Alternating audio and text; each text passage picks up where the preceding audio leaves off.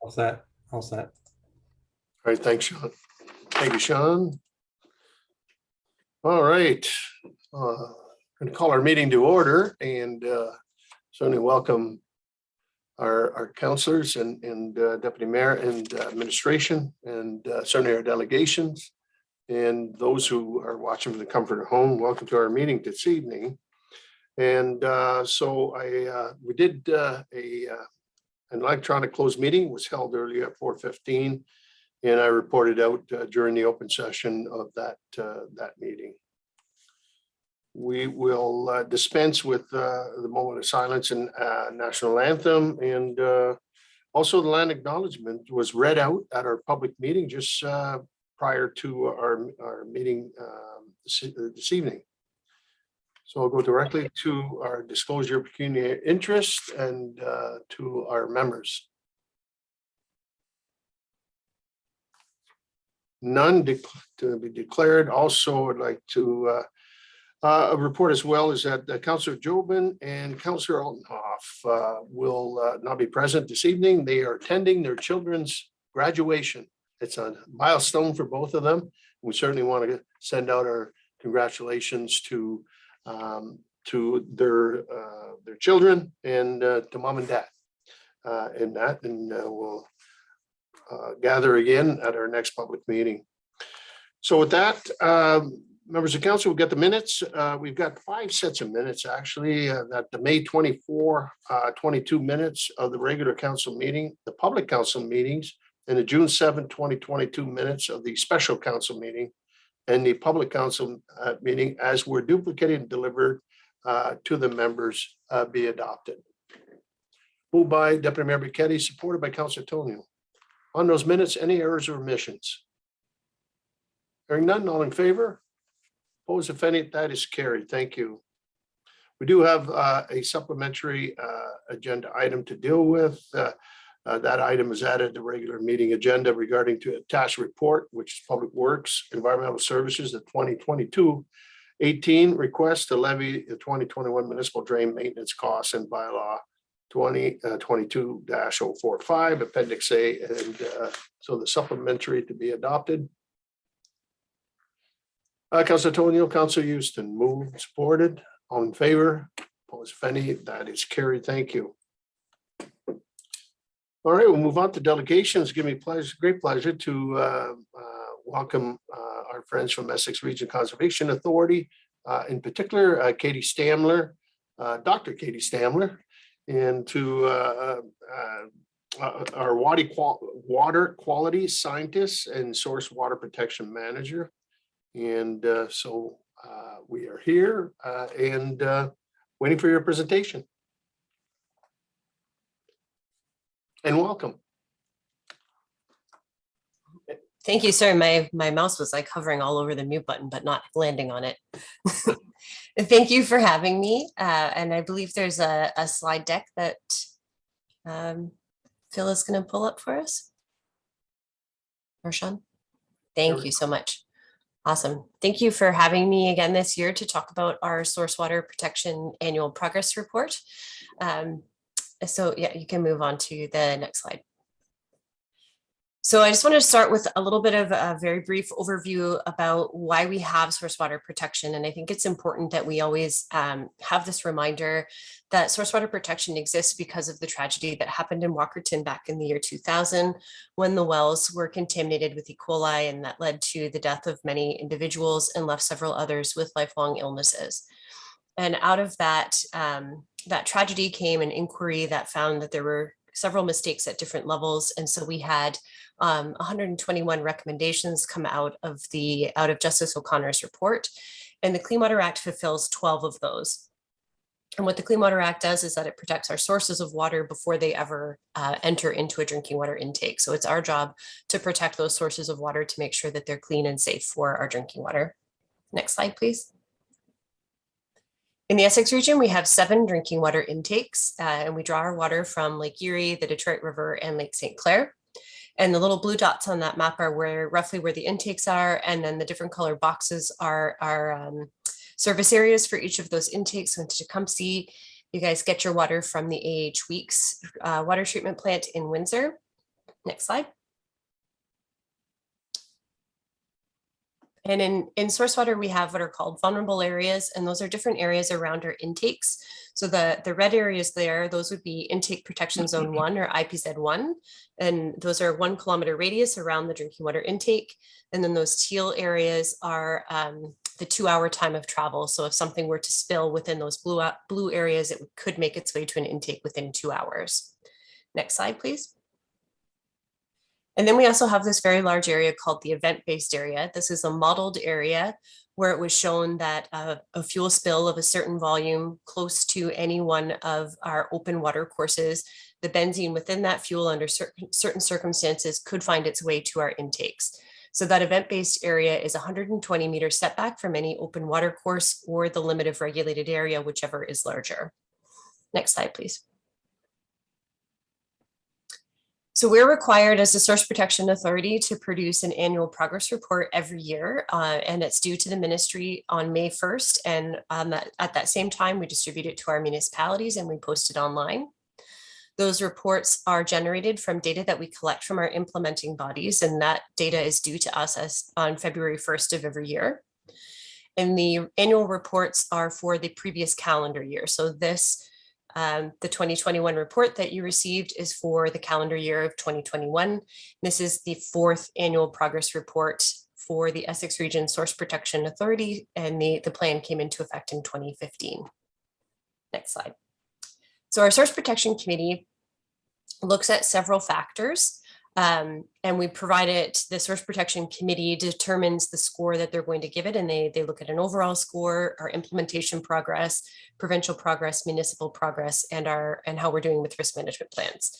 And we have only 3 scores to give. We have progressing well, satisfactory, or limited progress, and our SPC has given us a score of progressing well on all of those.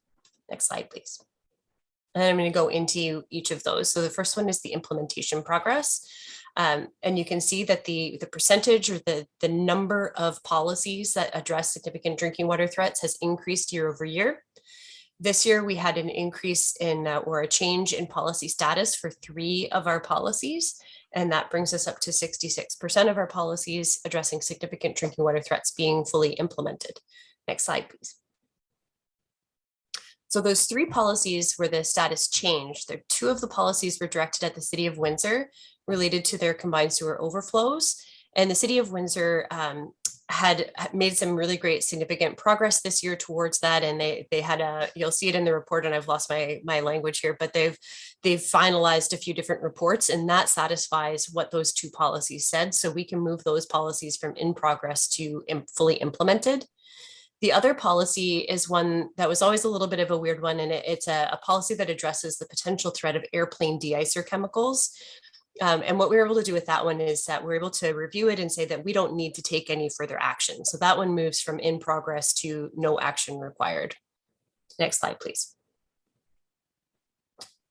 So there's 13 policies remaining that are in progress, and it sounds like that's a lot, but we're very close to having these all fully implemented. So 6 of them are prohibition policies, and when we talk about prohibition policies, the SPC only decided to prohibit activities that already were not occurring and were very unlikely to occur in the future. So we've completed the exercise for Lakeshore and Amherstburg, and we're in the process of getting it all completed for Windsor. And the same thing with those 5 outstanding policies for risk management plans. So these are activities that really are not occurring. So we just have to kind of make those sort of final statements on that. And then those policies will be considered fully implemented, and that will be done in this year. The risk management plan policy for the handling and storage of fuel is still considered in progress because we have 2 outstanding remaining existing threats that I'm going to talk about. And then the last policy is one that requires Windsor, Lakeshore, and Amherstburg to prohibit sewage treatment tanks in their IPZ1s. This is done for Windsor and Lakeshore and will be updated when Amherstburg does their next official plan update. Next slide, please. The province is doing very well. Back in 2018, they had already reviewed all of the potential existing threats and determined how to proceed with any of those. I believe they only identified one that was considered a significant drinking water threat, and that was addressed through their prescribed instrument. They have a screening process in place for any new threats. In 2021, they reviewed 3 new applications, determined that none of those were significant drinking water threats. And in total, they've reviewed 33 new applications for potential new significant drinking water threats, but determined that none of them met the criteria to be so. Next slide, please. We also look at our municipalities and we say our municipalities are also progressing well. And some of the things that we look at there is the implementation of those Part 4 policies. And that's done by delegating that authority to IRCA. And some of your staff this morning and also last week attended some risk management training. So we know that we've got the planning and the building staff on board and that they're reviewing those planning and building applications and sending them to us when they need to. We also look at the completion for official plans and zoning bylaws, and we know that Tecumseh finished theirs in 2021, so that gives us a nice yellow star there. And we've got roadside installation that we look at as well.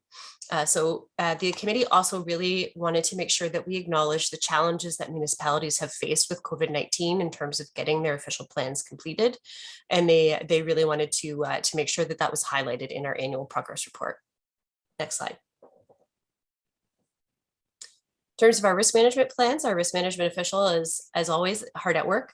They completed 7 risk management plans for existing threats in 2021. 4 of those had to be issued by order. So these were properties where the proponent was not responsive to us. So we had to issue an order. We did communicate with the municipalities where those were ahead of time. So I was in Kingsville and Leamington, so that they knew that that was coming. We didn't have any issue with doing that. And the risk management official also established 8 risk management plans for new threats in 2021, also mostly in Leamington and Kingsville. We have 2 remaining sites that need a risk management plan, and those are for oil pumping sites. And we had been making really good progress with the owner of those sites, but the communication has come to a halt. So again, we've had to issue orders for those risk management plans, and they will be established this summer. Next slide, please. So your municipal staff and other municipal staff in the Essex region just received training in these last couple of weeks to go through what's called our written direction. And that's just this step-by-step process where you're looking at those planning and building applications. Are they in an event-based area? Are they zoned non-residential? And does the property include fuel storage? And if the answer is yes to all of those, then they send those on to the risk management official, where the risk management official then determines whether a risk management plan is required. And in total, we've established 16 risk management plans since the plan came into effect in 2015. Next slide, please. So looking at Tecumseh, you can see the event-based area is all throughout the municipality there. You're not within an IPZ 1 or 2, and that's because there's no drinking water intake that's within the municipality. There are 2 existing fuel tanks that have risk management plans established. Don't ask me where they are. I'm not sure. I would have to look that up. And we have not had to establish risk management plans for any new fuel tanks since the plan came into effect. Next slide, please. So going forward with risk management in 2022, as I said, we did that training already this year. So we've completed that.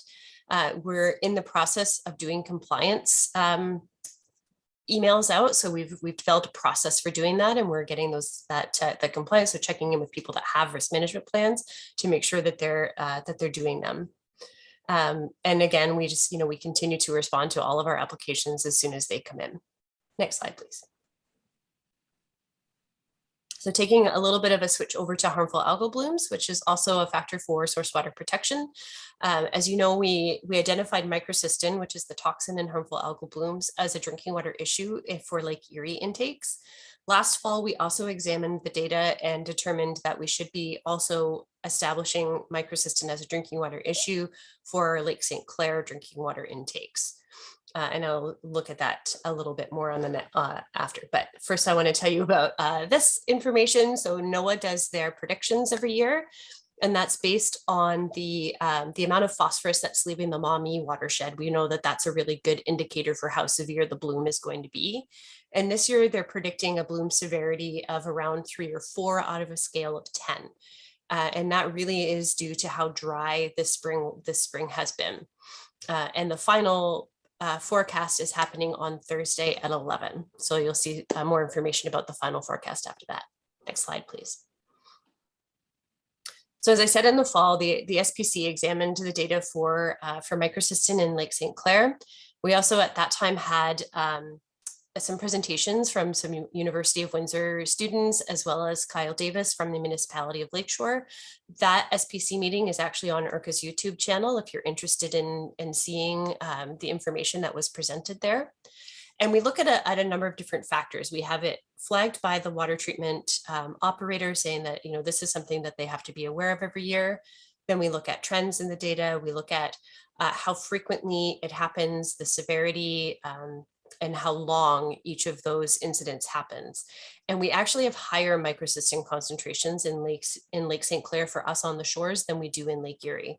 So we know it's important to have that identification for Lake St. Clair as well. Next slide, please. So what's happening for us in source water in 2022? It's actually a pretty busy year for me. I've got a pretty aggressive work plan for myself. We're undergoing a comprehensive review and update to the source protection plan and the assessment report. And that's done through our section, what they call section 36 update. So we'll be looking at that, updating the microcystin analysis for Lake Erie, looking at our vulnerability area delineation and scoring, climate risk assessment, looking at all of our plans and policies, making sure that they're all in alignment with the director technical rules that was updated last year, and then undergoing a really daunting task of making sure that everything is AODA compliant as well on top of that. Once we're done with all of those updates, we'll move on to a consultation phase, and we expect that to happen in 2023. So you'll hear from us again there as we go through that formal consultation process and anything that's changed. Next slide, please. So this is my last slide, just a little bit more information from the SPC. We created a video this year. You may have seen the roadsides around. That one is on Front Road in Amherstburg. And sometimes people don't really know what those signs mean because they're not really very descriptive. So the SPC created a video that talks about what those road signs mean. And there's also a bunch of communication that came out of Conservation Ontario this year. So if you're interested in checking that out, go ahead. And there's just the link to the source protection website. And that's all I have for you today. All right. Well, thank you very much on your presentation. Any questions or comments? Or not? Just a question. You know, you made reference about storage tanks and so forth. What is the regulation from the, you know, for gas bars or gas stations that have holding tanks that are in the ground close to lake level or close to the lakes? What is you know, the regulation? I mean, like, all I'm saying is we have one in town. Mm-hmm. And it's very, you know, it's just across from Riverside Drive. And what would be the you know, when you talk about, I'm sure you've inspected them and so forth. Do they get a special scrutiny because they're so close to the water? It's a good question. So with gas stations, they're below ground storage. So for us, what's considered a significant drinking water threat for us is above ground storage, where you might have that potential for a spill that would get into a water course. The below grade, we actually don't really look into ourselves. That would fall under TSSA and under the ministry to inspect those. Okay. All right, thank you. Deputy Mayor McKetty.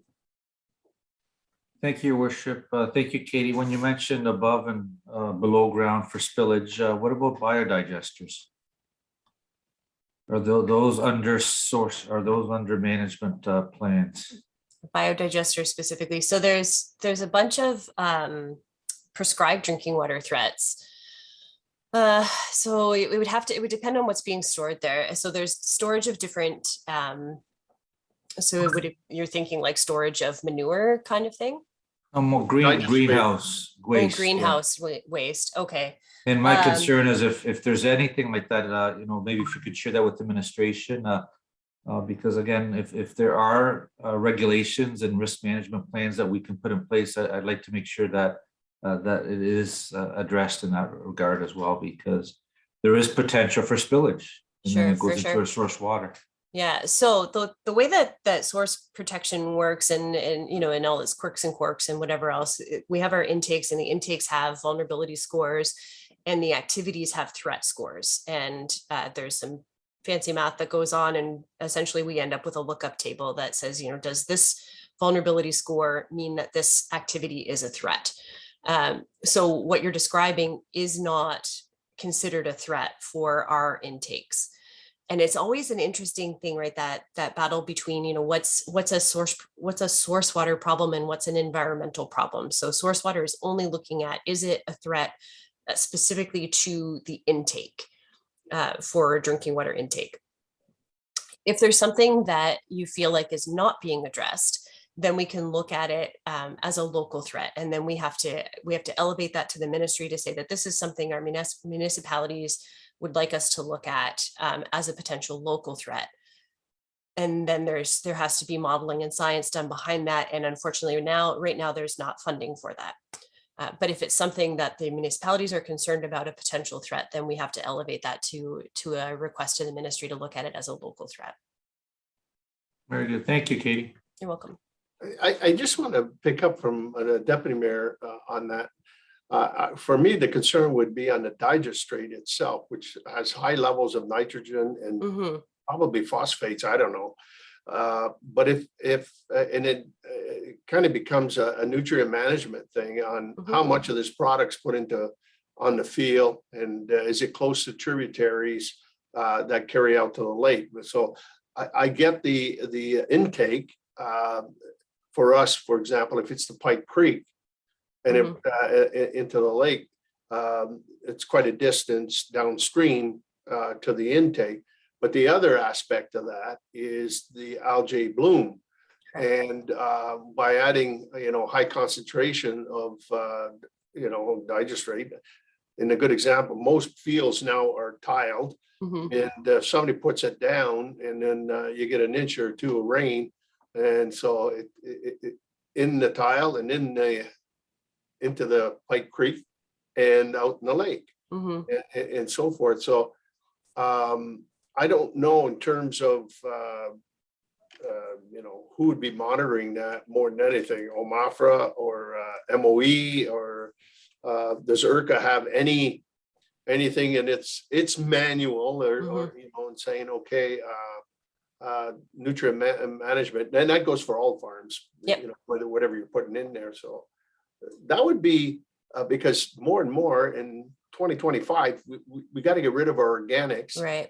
Somehow. And it seems for some the digesters are the way to go. I'm not convinced that is the technology of tomorrow and so forth. But what's your thought, and how to go? I don't want put you in a hot seat on No, this. that's okay. So I actually just had to dig into this a little bit, because there's some funny, you have to like cross-reference a bunch of different pieces of legislation when you're working with source water, because it'll have the definition is in this piece of legislation and whatever. So it depends on the type of material and where it's being applied. So is it, so that what you're describing, I believe would fall under non-agricultural source material or potentially processed organic waste. And both of those, the application of that would fall either, depending on whether it's being applied on agricultural land, that would be under the purview of AMAFRA. If it's being applied to non-agricultural land, it would be under the Ministry of the Environment. The application of that particular material would require a nutrient management plan or an environmental compliance approval, one way or the other. So the province would have to be involved with that.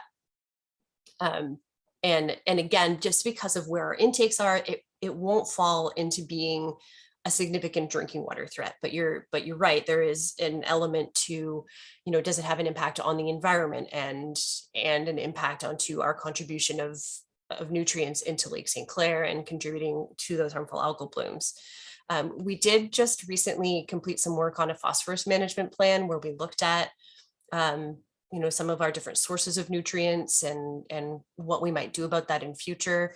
one of the examples that where we saw some good progress is in the Puce River, where we were able to work with the municipality and Aqua to work on their discharge from their lagoon, so that we're able to reduce we were seeing some algal blooms that were happening in the Puce River itself. So we're able to address that. IRCA is not the regulating body for water quality issues. So if somebody were to report to us that they see a spill, we would send them to the Ministry of Environment, to their Spills Action Center.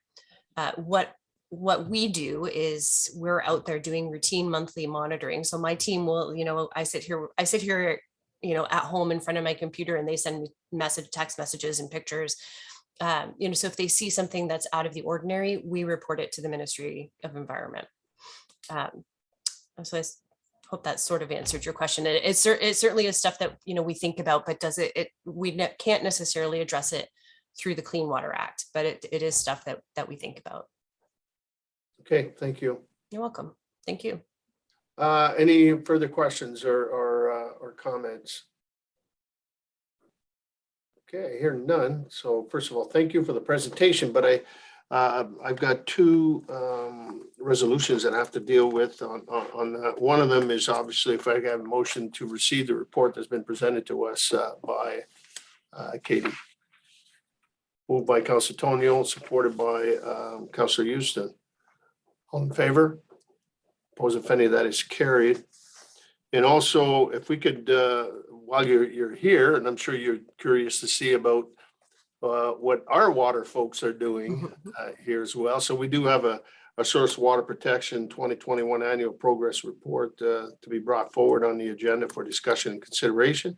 So I'll call upon the director to summarize the report and then bring a recommendation forward. Thank you, Your Worship. The report before you today, report PWES 2022-24, has a recommendation that the report be received. It basically highlighted a lot of the information that Ms. Stamler has already presented to council. The source protection progress reports are submitted to town on an annual basis, as Ms. Stamler indicated, and the 2021 source protection annual progress report and the 2021 risk management official annual progress report are both attached to the administrative report for council, and it highlights the progress made toward the implementation of the Essex Region SPP up to the end of 2021. And other than that, I too wanted to offer my thanks to Ms. Stamler for coming out and making the presentation today as well.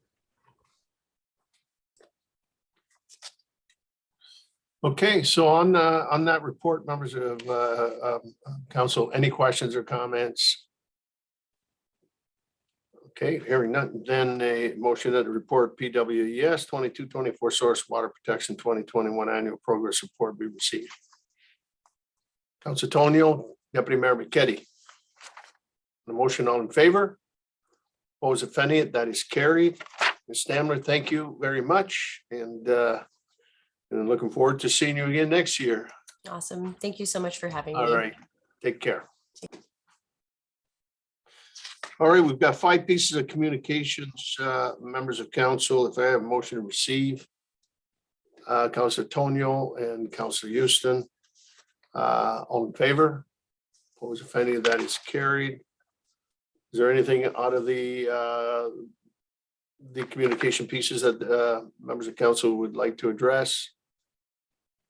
Not okay. We'll move on to communication of action. This is a yearly ask from CN Rail and dated June 15, 2022. The National Rail Safety Week. It's recommended that the corporation and town Tecumseh support National Rail Safety Week to be held from September 19th to 25th, 2022, and a motion to support. Deputy Mayor McKetty, Councilor Tonio, questions or comments? Hearing none, all in favor? Opposed, that's carried. Thank you. Committee minutes, we have the Town of Tecumseh Business Improvement Area, April the 20th, 2022, and May 18th, 2022. Can I have a motion to approve those minutes? Councilor Houston moves, Councilor Tonio support. Any comments or questions? Hearing none, all in favor? Opposed? That's carried. Thank you. Quarter revision, June 7, 2022, the La Chance Drain. We have a motion to approve the minutes. Councilor Tonio moves them, supported by Councilor Houston. Any questions or comments? Hearing none, all in favor? Opposed? That is carried. We'll move on to reports. And the first report, we have our Chief Administrative Officer, Ms. Evans, and the People and Culture CAO PC 2022-04, right to disconnect policy. I'll call upon the Director of People and Culture to summarize the report. Bring it forward. Thank you, Mayor McNamara, and good evening, members of council. November 30th, 2021, the Ontario government passed Bill 27, Working for Workers Act 2021, and it received royal assent on December 2nd, 2021. The right to disconnect policy requires employers who employ 25 or more employees to have a written policy on disconnecting from work in place for all employees. And employers must have a right to disconnect policy in place by June 2022 and must provide a written policy to their employees.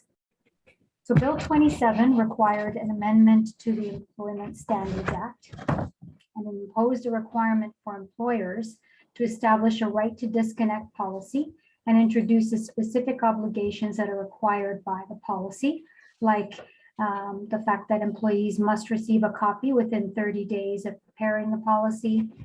And if there are any changes or updates, employees must receive the amended policy within 30 days. And new employees must also receive a copy within 30 days. The town of Tecumseh recognizes that employees have a right to disconnect from work. The policy provides the framework for disconnecting from work in consideration of the requirements of Bill 27. It should be noted, however, that the policy does not supersede the provisions outlined in the Employment Standards Act or the individual employee contracts for all non-union management and administrative staff. While the right to disconnect is vital, the policy also outlines the situations that can arise where it's not possible to deal with matters during normal working hours. There may be unavoidable situations when it is necessary to contact employees outside of normal working hours. So the policy also highlights specific roles for the town and management and each employee, and also establishes specific protocols for correspondence, communication, and meetings. In addition, it also provides a recourse mechanism for employees that are experiencing challenges disconnecting. So administration is recommending that the right to disconnect policy report be received and that the attached right to disconnect policy be approved. Thank you, and I'm happy to answer any questions. Any questions or comments? Yes, Deputy Mayor. Thank you, Mayor McNamara. The question for Michelle regarding these policies, and I know it's happening across different sectors in the public regarding the right to disconnect. Is this town-wide employee going from CAO to senior administration to town employees? And if that's the case, how do we differentiate when we receive emails as elected officials and we send it as information? I don't expect a response, but am I still able to send that email? And then the employee can decide, back when they get back to work on Monday, respond to it. Or do I need to wait till Monday to remember to send that email? Because we do have cell phones available and that's part of our work. And so, is my expectation that I can still send out emails 24/7. If I'm up 3 a.m. and I send an email to Marg, I don't expect her to respond, but it allows me to get that peace of mind to sleep. So I just want to make sure that I'm still able to do that under this policy. Yes, so the short answer to that is yes, you absolutely can still send emails. There's a stipulation in the policy that identifies that with respect to certain staff, they're always going to be in a position where they would need to respond depending on the situations at hand. If there were situations where they were urgent and an email needs to be identified as such, then we would identify that as urgent. But certainly from your perspective and any of the counselors and the mayor, that wouldn't stop you from sending any emails as you normally would. Thank you. And just as a follow-up is, I know it might not be part of the right to disconnect, but in terms of a policy where an email is sent, is there any kind of general rule of thumb where within 2 business days that an acknowledgement that that email has been received? Could that be a practice and a good practice to do? I know most do it, but sometimes you send an email, you don't get no response. So you don't know if it's acknowledged or received, if it went through. So just kind of the other way around. I'll defer the service level standard issue to the CAO. Thank you, Michelle, and through the mayor to the deputy mayor and council. Certainly what you're referring to is a service level standard related to customer service. And we are in the process, as you're aware, leading out of the 2021 org review of developing our customer service strategy, which will address such matters. There is kind of a handful of older policies within the organization that relate to such matters, and part of the role of this strategy is to give those a refresh or parse out the important parts and be able to set some standards that will then communicate out to the organization. Okay, very good. Thank you. No, I think that's important that, it's well spelled out. I mean, for us, for the politicians, we're 24/7, 7 days a week. I've gotten them at 3 in the morning, and I've gotten them, Sundays, Mondays, doesn't matter, and so forth. So I do understand the legislation, but also for us, there's emergency situations that need to be well spelled out for, whether it's snow, floods, electricity, whatever, that has no time limit.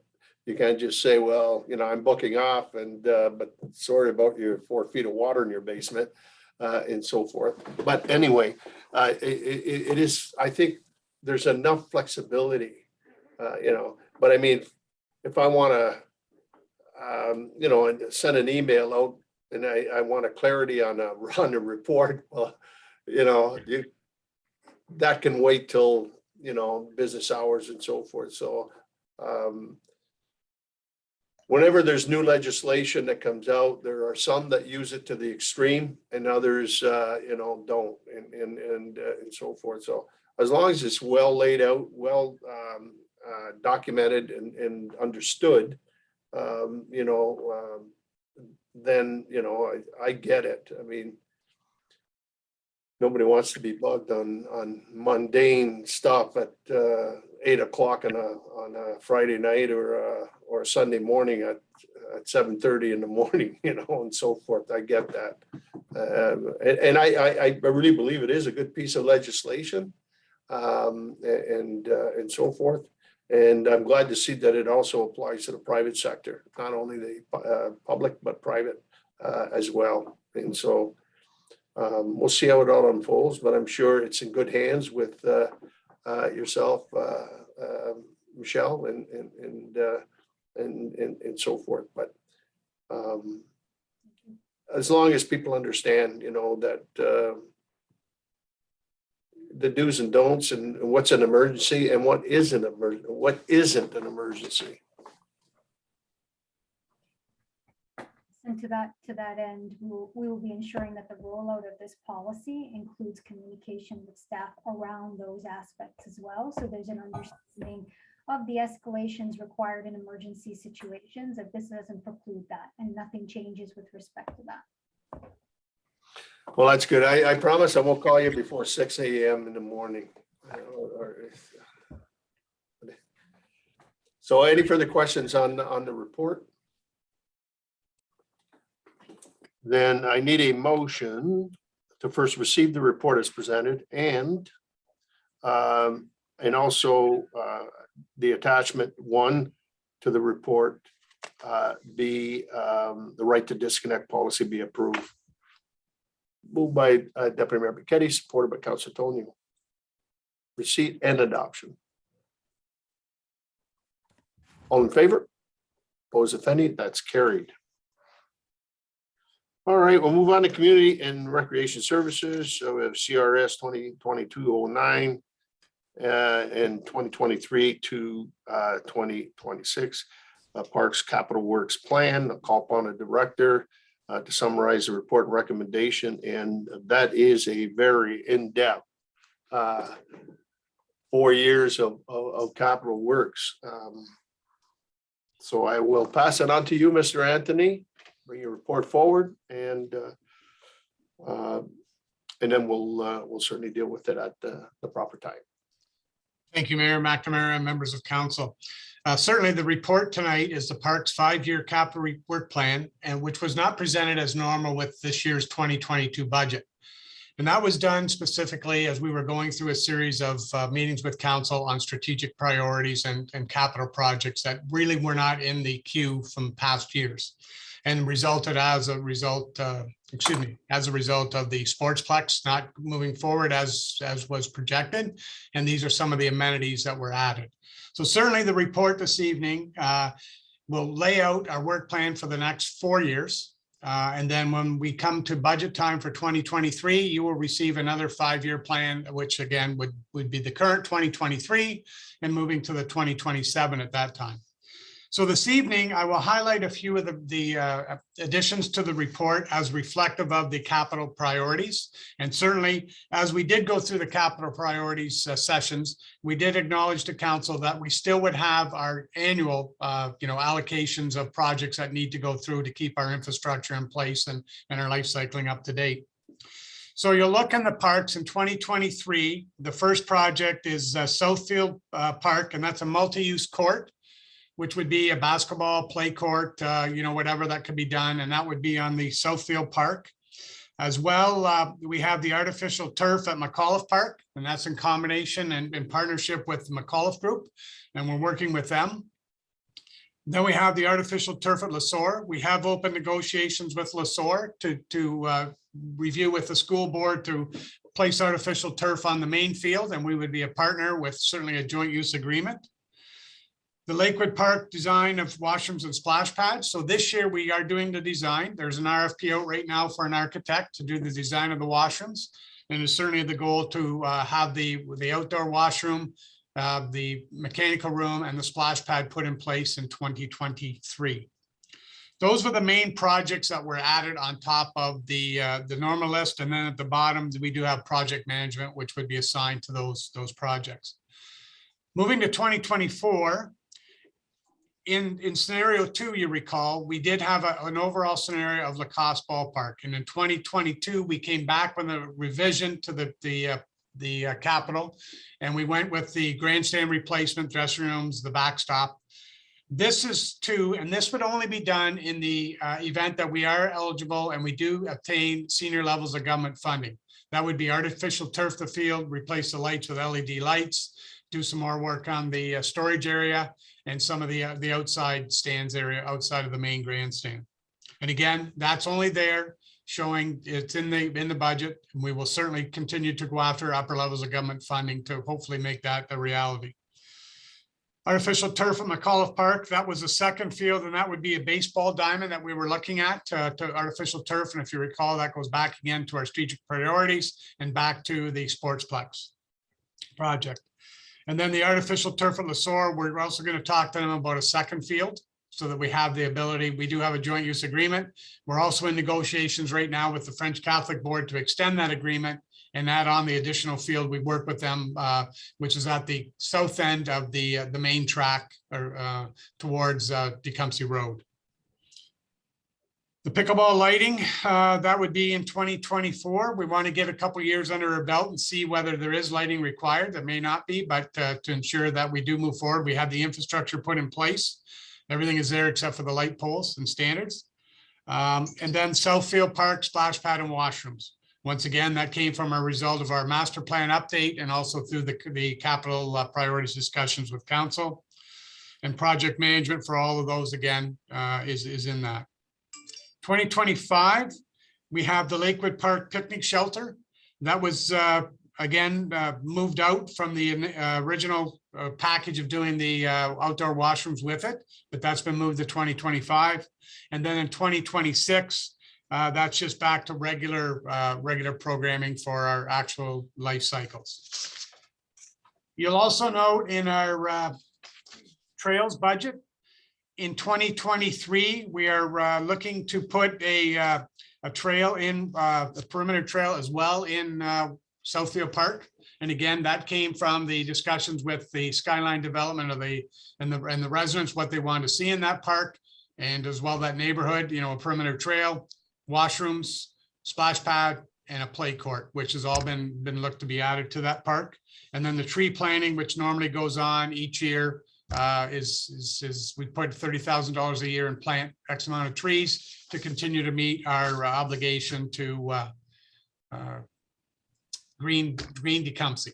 So with that, what we would be looking for this evening, we counsel that the parks capital projects as summarized in the attachment 1 to report CRS 2022-09, 2023 to 2026 Parks Capital Works Plan be adopted, and that the 2023-2026 Parks Capital projects be funded through the life cycle reserves, the infrastructure reserve, and available grants as set out in attachment 1. I'm open to any questions, and just so council's aware, this evening you'll receive 2 reports. You'll receive the parks, the forestry, and the trails. You'll receive the buildings. The arena one will be coming to you at the next meeting, and that certainly has the triple gymnasium as part of that presentation we made as a scenario too. So I just want to make sure council was aware of that in case they wondered where that was here. That's coming in the arena report, which you'll see at the next council meeting. So I'm open to questions from anybody regarding the report. Thank you, Mr. Anthony, for the report. Any questions or comments? Go ahead, Deputy Mayor. Yeah, no questions. Thank you, Your Worship. Just a comment to thank Paul.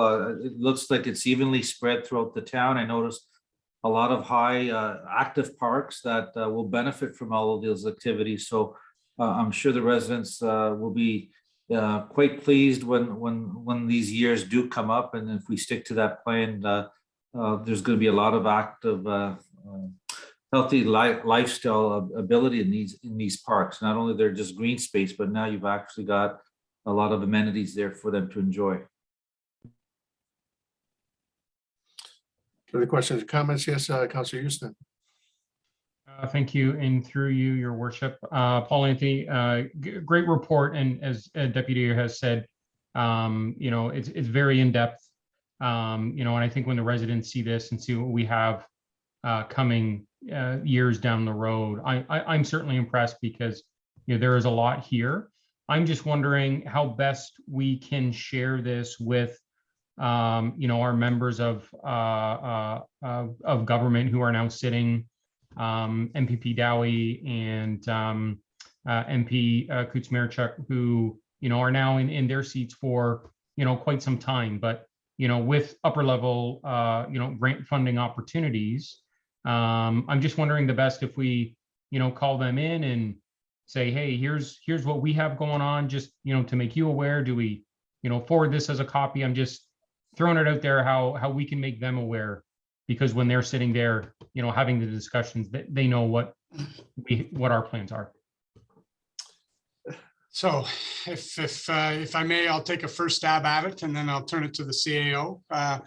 So yes, we have been actively for the last number of years, certainly the both MPP and the MP's offices know us well. I think they know us by first name now. We have had the opportunity to introduce ourselves personally. I do not believe there's a moment that goes by that the mayor, when he does meet with IRIC, that one of the projects or all of the projects may be mentioned. We have just filled out a delegation form for AMO, which we'll be making a presentation towards the believe it's the triple gymnasium. So that will be going to AMO, which is coming up. So yes, Councillor Houston, I can assure you, either through the mayor's office, to the CAO's office, or through my office, they hear from us regularly, and they don't forget us. Well, thank you very much. Yeah, we've got their numbers on the Rolodex. And so the answer is yes, yes, and yes. I think it's a great opportunity, to move forward, but go ahead. I'm CAO. Thank you, Mr. Mayor. And just to add to Paul's thorough answer, these documents are invaluable when it comes to applying for grant opportunities that do arise. And it shows that, we're thoughtful and organized, and that the leadership has turned its minds to the capital priorities for the town. And that helps us benefits greatly in our pitch to say why choose us. And it really also helps the MP and the MPP to advocate on our behalf, because we are prepared and we know the direction that we want to head. So yeah, all of this is very good information for them to have in support of an application. Absolutely. And I think to your credit, Mr. Anthony, as well, is, we've been able to keep, our supporters out there, whether it's Tecumseh Baseball Club, the pickleball people, a lot of folks that are ready to contribute in support of fundraising. And a lot of the organizations are still there. And I think that is another piece that to send a message to the provincial and federal counterparts that this is a project that is well thought of and well laid out. And I'd be remiss if I didn't thank also Mr. Kitsos and corporate and all of the senior management team who sat down and said, okay, this is council's vision. They want all this, but we put our best foot forward at the time, but that didn't work out. But you know what? I think the silver lining here is I think we're going to end up with a better, product for the residents, because it really enhances all of our parks. And the other thing that I like, it's going to bring opportunities for folks not to have to travel all the time to one area to do all the sports. So it spreads the wealth to the rest of the community.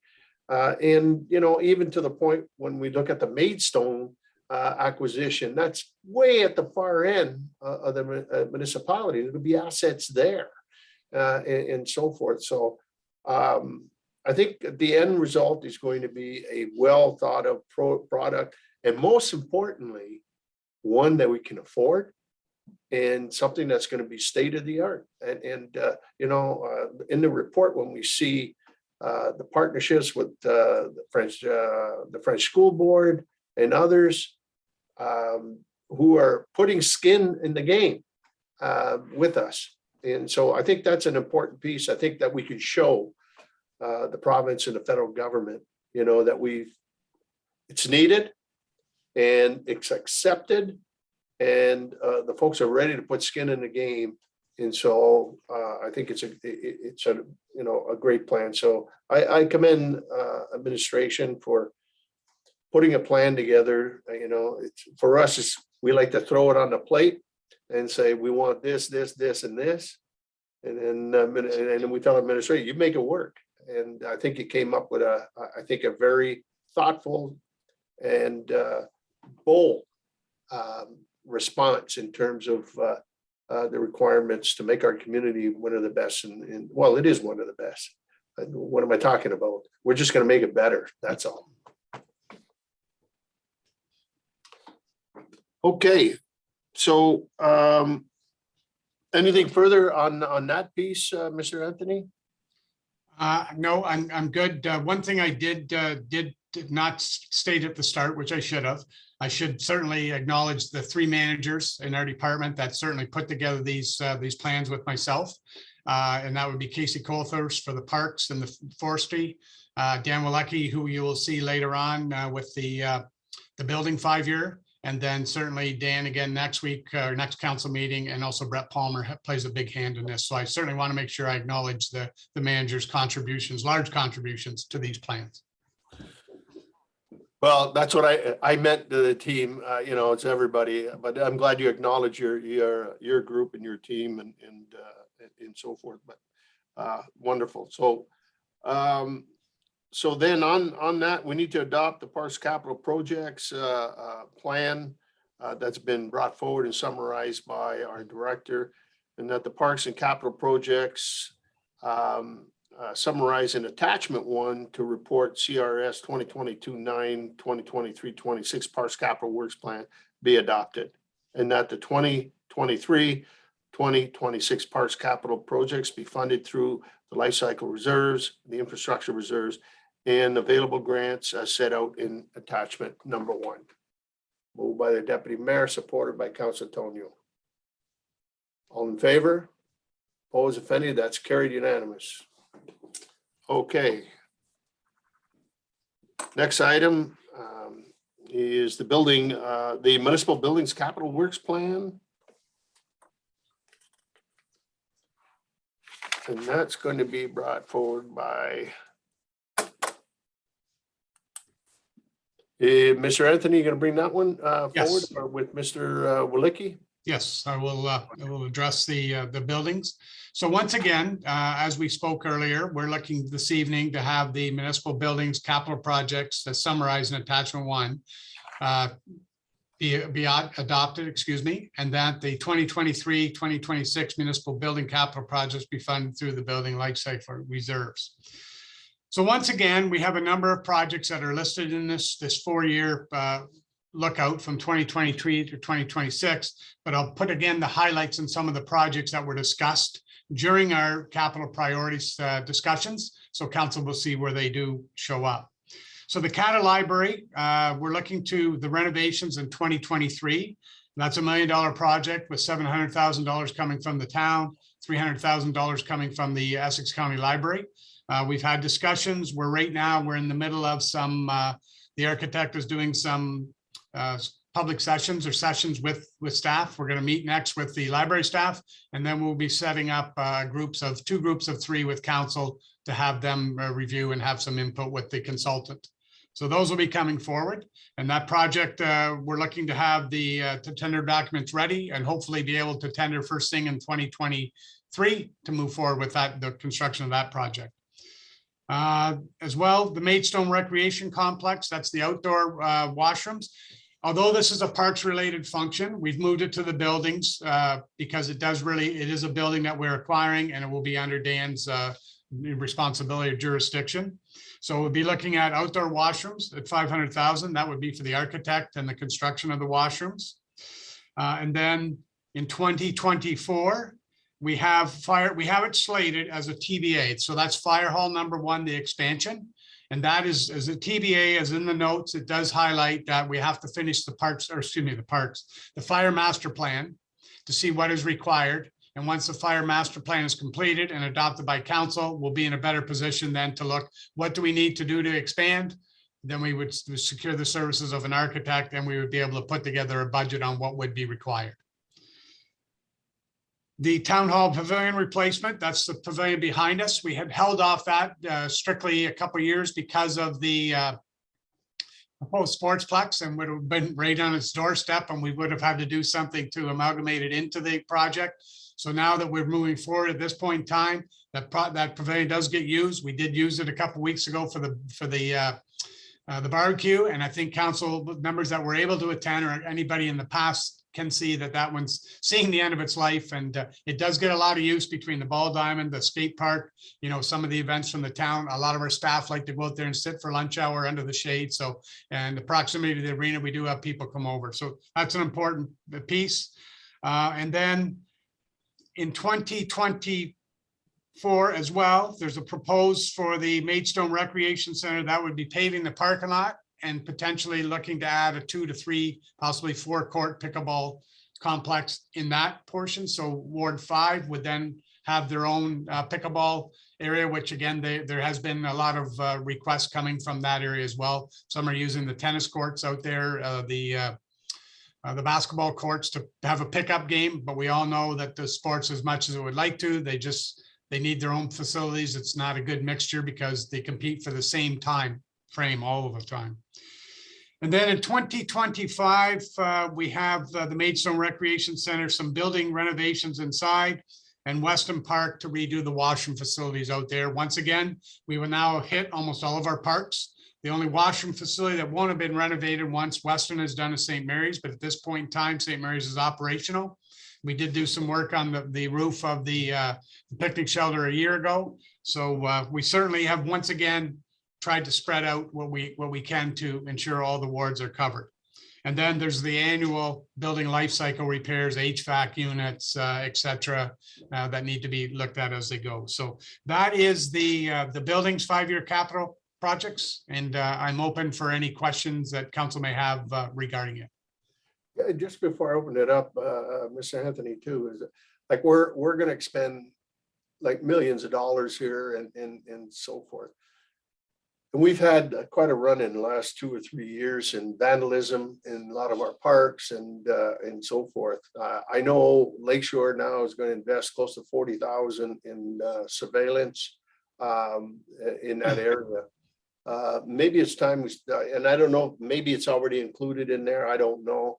I didn't see any notices of that, but I think we should be looking at real enhanced security in protecting our infrastructure, because the damages that they're causing is severe, and it's very unfortunate that we need to do that. But is there any talk at this stage too, as we bring in these new facilities and in the existence that we have to enhance our security? Yes, certainly. Two parts to that question, Mayor McNamara. Number one, we are looking at, as we're building these newer renovations to these washroom facilities, we're building them as vandal-proof as possible. So a lot of times you'll see now that these structures are built without eaves troughs. They have a cement apron around it. So yes, it's unfortunate when you're walking to go to the washroom, you might get wet, but it's, the vandalism. The insides are, the equipment that's coming is, we try to be as vandal-proof as possible. The second part to that question is, yes, the Director Firth from IT has certainly worked with us, and you will see in a plan when their 5-year capital plan comes out for next year that we're looking at a series of introduction, upgrading our existing security camera systems to try to combat that, as well as adding some in some key areas. I can tell you tonight, we have at the Lacoste Park, we've had a few instances where they're stuffing, paper towels, toilet paper in the washroom and the toilets, flooding we have a surveillance on tonight.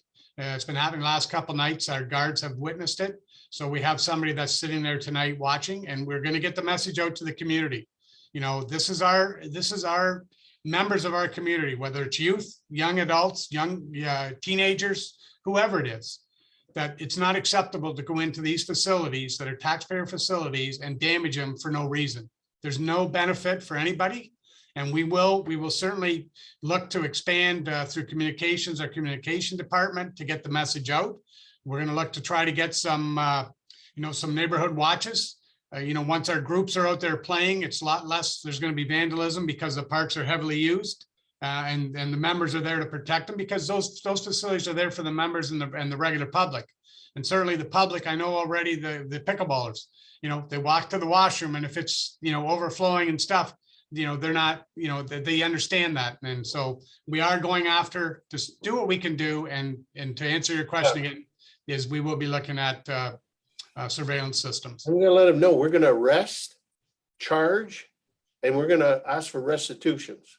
And there's not a second chance. That's it. I think it's costing us far too much money and in repairs, and it's shameful that people would do that to things and items, and in particular to enhance recreation for everybody. Just so. I'm glad, and I see the passion in your voice, and like all of us. And this is, it's not acceptable behavior at all. And they should be punished to the highest level that we can. Councilor Tonio. Thank you. Yeah, and on that note, we did used to have the Park Watch program back in the day, so maybe we can reinstill that, which is basically a letter sent out to residents that back onto our parks with our curfews, different things to watch out for, and all the phone numbers to contact if they see inappropriate behavior. So maybe we need to reinstill that with the OPP and mail out some letters to our residents that live along the park and ask them to use their eyes also to watch what they paid for too, these beautiful parks, and they would love to keep them beautiful and keep the crime down. So why not use our citizens that way too? So just a suggestion to the CAO if we can maybe do that with the OPP. Yep. And get the bikes patrol back out. Absolutely. Foot patrol and bike patrol makes a big difference. Yep. Okay, questions or comments on the building? Yeah, go ahead, Councilor Houston. Thank you, Worship, through you, Mr. Anthony. Yeah, again, great report, and we've got a ton of stuff, in the works. Just had my first library board meeting the past week, and they did comment about how happy they were with the meeting that the board had with yourself and the prospective renovations that are coming to our library. So, I've got a meeting set up with our acting CAO at the library board just to get up to speed all things library.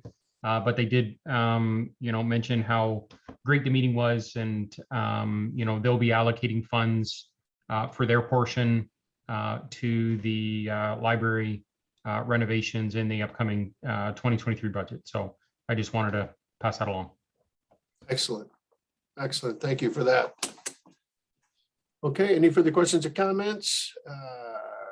Hearing none, then that the municipal buildings capital project as summarized in attachment 1 to report CRS 2022-10 to 2023 and to 2026 municipal buildings capital works plan be adopted, and that the 2023-26 municipal buildings capital projects be funded through the building life cycle reserve. Moved by Councilor Tonio, supported by Councilor Houston. On the motion, all in favor? Opposed? That's carried unanimous. All right, we'll go to C, which is the, again, from CRS 2022-12. That's the Essex Power Youth Community Fund. I believe Mr. Anthony, Yes. step forward. I will, this is another good news story. This is our partnership with Essex Power, and for the past number of years, they provided $10,000 to each of the communities that they are shareholders to invest back into youth programming, either through some of the organizations or also programs that the town runs engaging the youth. So the list does go through quite extensively of what we have been able to accomplish. In 2020, it was a kind of a down year. That's when we really got hit by COVID and not a lot of opportunity. But Essex Power was very, very willing to move forward and to bring forward all the funds that were not used that year to reallocate them to the next year, which again, last year we ran a number of programs. Our programming staff really stepped up and provided the community with a large number of programs that they could participate in. And then once again, Essex Power, there was a few dollars left over. I believe it was about $1,500 from 2021 that they allowed us to carry over to 2022. So again, this year, we have $11,563 to put towards youth programming again. So once again, very good program, a great partnership with Essex Power. And this report is just more for information to let council know what was done with those funds and the continuing partnership, and it'll be done again this year. All right, thank you, Mr. Anthony. So if I could have a motion to receive his report, unless you've got questions. Okay, moved by Councilor Tonio, supported by Councilor Houston. All in favor? Opposed, if any? That's carried. Thank you. Move on to Development Services, DS 2022-24 Bill 109, the More Homes for Everyone Act 2022 summary report. Mr. Hillman, our Director of Planning, will bring that report and summarize it and bring forward recommendations. Thank you, Mr. Mayor. Good evening.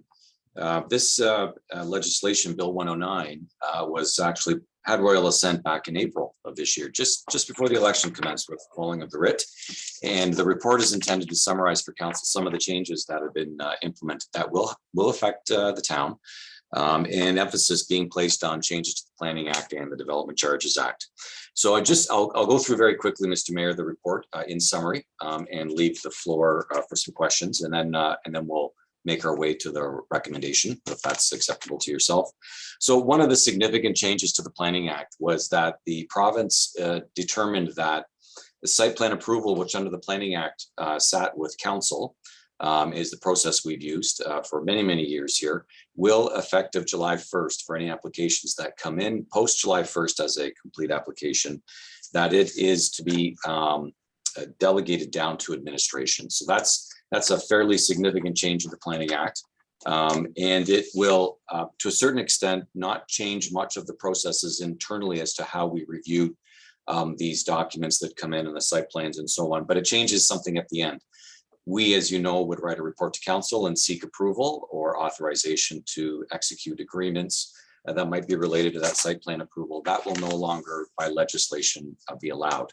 So the report summarizes some of the changes to the delegation that has occurred or is occurring or is proposed to occur throughout the Essex region. And ultimately, the recommendation that we are bringing to council as part of the delegation is, figuring out where does that delegation go. So the recommendation is that it would, by bylaw, be delegated the ultimate approval to the director, myself, or in my absence, the manager planning and local economic development, and that the delegation of signing authority for site plan agreements that quite often go along with these approvals would be delegated to the clerk and the CAO, Chief Administrative Officer, and that the delegation bylaw would provide a blanket authorization for that to occur as agreements go forward over the next period of time. And finally, Mr. Mayor, it's proposed that an information email be provided to council quarterly at a minimum as site plan approvals are issued by the municipality. And of course, we're open to hearing comments from council on that timeframe. And you would have noticed in the chart, municipalities are approaching that in a variety of manners. Site plan application, another matter that was changed through the Planning Act change of 109 is that there's now a mechanism to deem them complete. And two interesting changes that came forward that could have implications for the municipality is that there's a refund of fees if approvals do not happen within specified period of time. So for site plans, it's within 60 days. If a decision is not made, half of the application fee would go back if it's requested from the applicant. Within 90 days, 75%, and then within 120 days, 100% of the fee would go back. The comments we've added here, and this would come into effect, Mr. Mayor, as of January 1st, 2023. One of the comments we've made in the report is that we will want to, and we continue to evaluate how we will deem applications complete, which is the trigger to start timelines. Because we want to make sure that just because you say you have a stormwater study, that in fact it has met a threshold of meeting the requirements of what's needed to allow us to evaluate and approve proposals. Something very similar has happened with the zoning bylaw amendment process in terms of refunds. The province has, I guess this would be the classic carrot versus the stick, has decided that for applications that aren't processed in a certain period of time, again, we will have to refund applications. And it sets out for 90 days, 150 days, and 210 days if applications aren't decided upon. There's a 50%, 75%, and 100% refund on an application fee if a request is made. Again, that's effective January 1st. Changes to the Development Charges Act, it's minor, relatively minor. The treasurer has to issue basically a statement annually as to the status of the reserve, and that was issued previously in accordance with the Act. We are now required to ensure that that is posted on the town's website. And finally, Mr. Mayor, quickly, financial implications. We did take note that, these changes and they come on top of other changes that have been made over the last few years. They do impact our ability to review these applications comprehensively in a timely manner. So we will monitor, because of the tracking that's required now, we will monitor how that affects our capacity.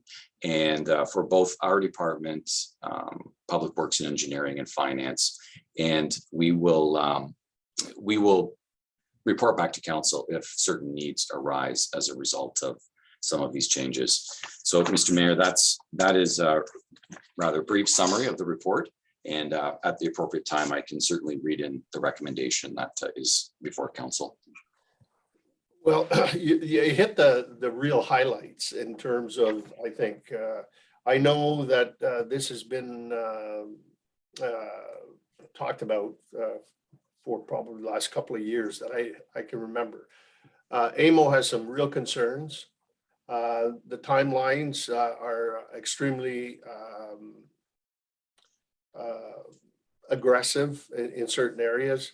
I mean, some of it, obviously, when you dealing with applications and so forth, sometimes it's not just the municipality that's involved, depending on where it is, environmental assessments, if you've got drainage to close to a tributary, you've got federal and you've got provincial, and you've got IRCA, and you've got certainly a lot of things that has to be dealt with and in a proper manner.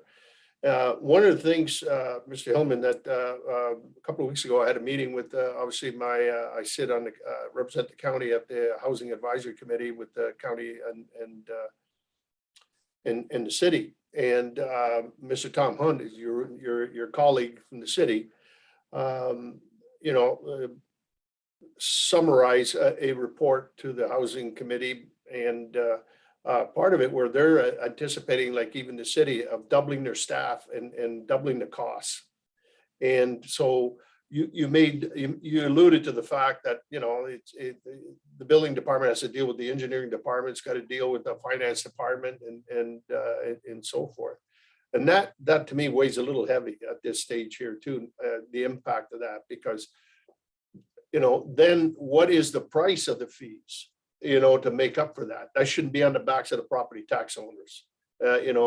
We go back to growth should pay for growth and so forth. So there's a lot of unknowns that are going to hit us beyond January of 23. But I know there's a pretty serious lobbying going on with the Western Wardens Caucus, the Eastern Wardens Caucus, AMO, and telling them that there's some real issues. And no doubt in my mind, my opinion, this has been led by developers in the GTA in Toronto, not the small towns.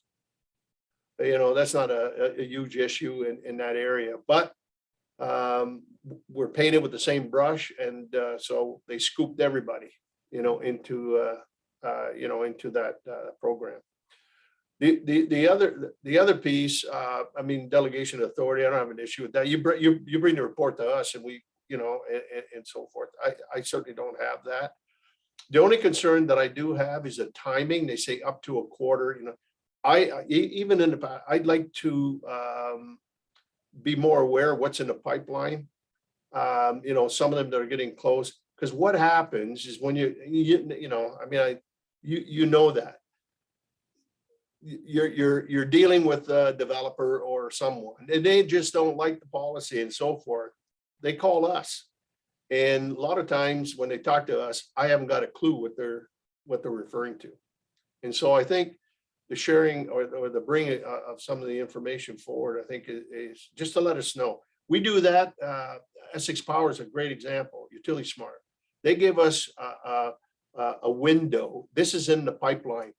It's not necessarily, and it might not even happen, but it's in the pipeline. So we know, the board knows what's going on as they move forward. So that, to me, is something that we need to know, because sometimes, as you know, you have called us and said, you need to talk to the political side, and so forth. So I think some of that prep work I think is important.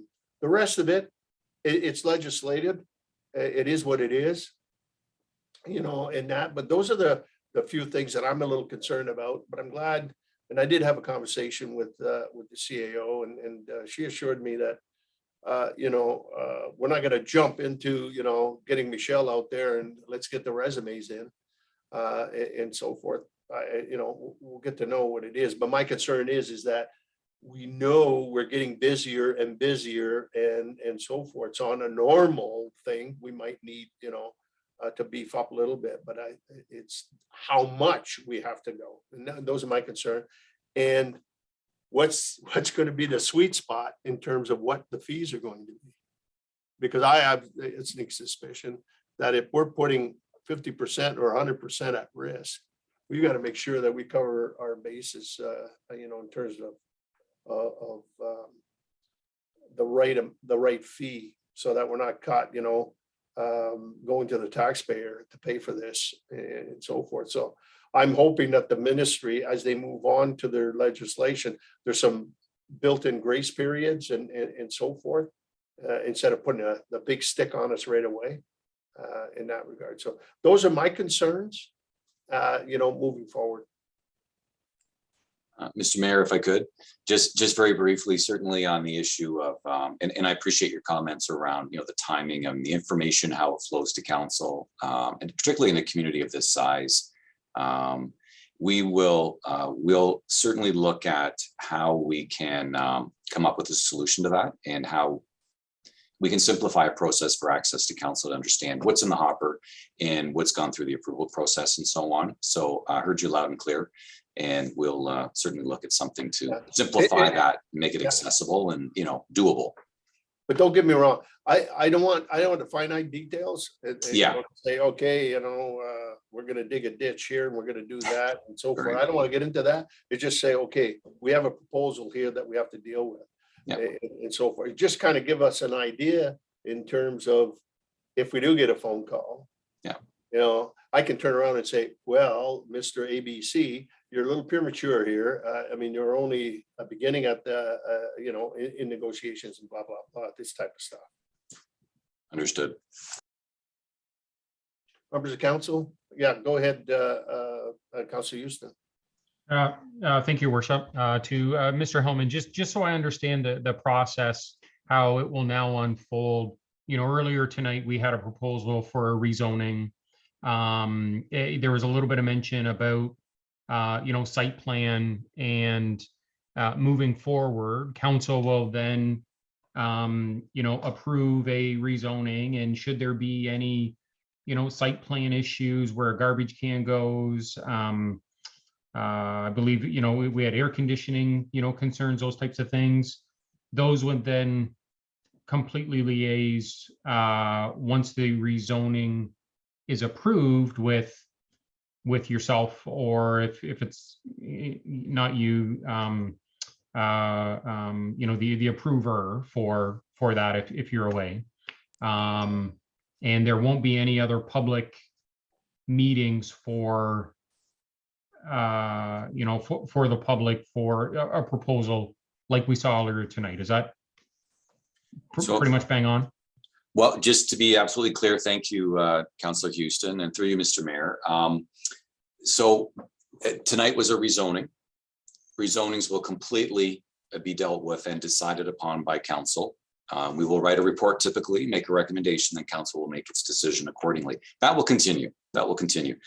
The change is that on a site plan that might be associated with a rezoning, or perhaps the land is already zoned appropriately and it's just a site plan approval, that will be filed with the municipality, as would have been the case in the past.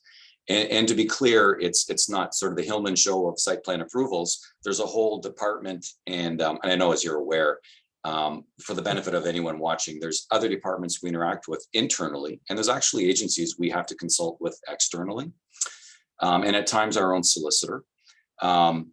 And so our department sort of carries that file and makes sure that everything's dealt with accordingly. But ultimately, here's the change. It will come to a point where we would have written a report to council recommending, just as we have on a few tonight, recommending some approvals. that step won't happen. The final step in the process will be internal documentation of an approval. And instead of having a resolution of council, it will be a document that has a signature of the director or the manager in his place. And the alternative is, because there are two mechanisms under the Planning Act, you can have an approval of a site plan. And those are really some nice, quick, easy ways that we deal with some of the industrial development. But we also have agreements where we want to have some details spelled out in more detail and specificity. When we get agreements coming in, it would be similar, except to what I just said. I will then have a document, the director will have a document that says we are recommending execution of the attached agreement, which is recommended by the town solicitor in form and content, but the signatory will be the CAO and the clerk. In the past, we would come forward and ask for authorization to have the mayor and the clerk sign. The process is very similar right up until the end, but it's totally an administrative process and it's internal. And, to give comfort to council on the CIP program, even there is a component where council gives their blessing to a CIP grant. And then internally, we're doing all the tracking and, there's formal letters, and we ensure that things are done properly before the funds are released and so on. So we will have protocols put in place as to how that process will work, but site plans would no longer formally come forward to council for approval of any kind. I hope that helps. It does. And Mayor, through you, the one concern, and I know you had mentioned it a little bit, is, the workload, right? And, I think, this is legislation. So, I'm obviously in support, but, concerned with the workload. And I think where I see potential for issues down the road is when, residents might not be aware, right? And now they will, be part of a process where they can voice some concerns and, bring those up.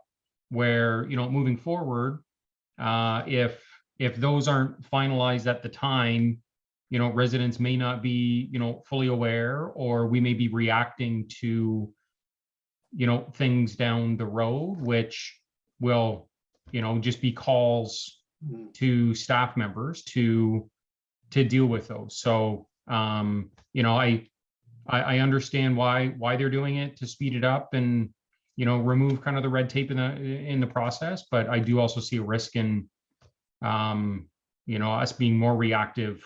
And if you understand where my mind is on it.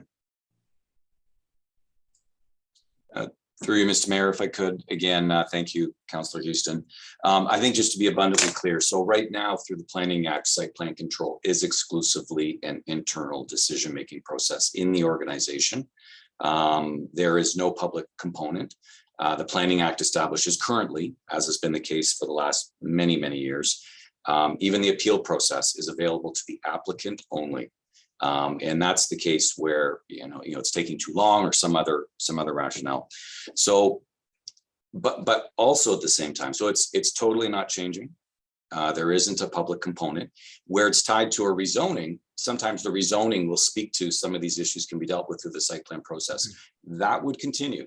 That would be the obligation the municipality has, and it's usually based on our design guidelines, our policies, and so on. The difference is that final approval wouldn't come forward to council, and it could be any number of years past a rezoning that happens, many years or not. So yeah, just to be clear on that. Okay. Yeah, because a lot of it, we'll have to be more robust during the zoning period. And usually that's, we have the public meeting, we get the input from the folks. They want trees, they want to burn, they want to, they want a cement driveway, whatever.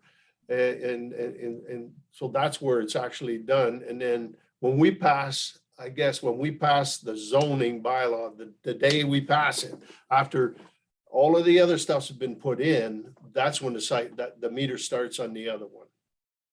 Where administration will know that, yep, they wanted these trees, they wanted the garbage bin put over there, they wanted this, and we agreed to that at that specific. That's where I see it. The fear that I have is that, okay, once that's all done, that piece is done, the meter really starts to run. And then it's the outside agencies. Those are the ones that I'm concerned about. And even you're gonna have to make, hopefully you don't have to chase our solicitor or lawyer, because he plays into that. How they get that information back to us is signed off. So that's the area where I'm really nervous, and nobody knows at this stage is, do we have the horsepower to be able to boom, boom, boom, boom, boom, move that. So if we've got 2 or 3 subdivisions going with a couple of more buildings and an industrial building going on, all of that, I see it every day from the department. Nobody's sitting on their duffer here. I mean, they're working steadily in that. So that's my concern to council is that aspect of it, because maybe I'm a doubting Thomas here. I'm from Missouri. It's basically, it's going to expand the need to expand resources, not only in planning, but engineering and others, and finance. That's my fear. And we need to make sure that we've got the dollars to pay for it. Growth needs to pay for that, in my opinion. Go ahead. Mr. Mayor, really briefly, I think you're raising some very valid points. I think the added challenges, and you spoke to it just earlier in reference to AMO and your Western Wardens Caucus. This isn't something unique to Tecumseh. We're in a very robust time in Ontario from an economic development perspective, and certainly Southwestern Ontario suddenly is on the radar. We are competing with a lot of municipalities for resources. And so we're all kind of going through this together. We're going to be learning together, but from the perspective of Tecumseh, we'll be looking out for the best interest of, town council and our residents, and looking to ensure that we have the proper efficiencies in place. But the issue of capacity is really a challenging one that we'll all be facing collectively, because we're competing for the same capacity issue. Yeah. And just the other fear as well is that what the province is saying, we need 1.5 million units in the province, but they don't mention much on affordable housing in that. So a house is a house is a house to them. And but $1 million house doesn't help somebody that can only afford a $200,000 house. So that's another issue in itself. So that's above and beyond the discussion. That'll be the discussion down the road about affordability. Any other questions? Okay, then DS 2020-24, that's Bill 109, the More Homes for Everyone Act 2022 summary report. The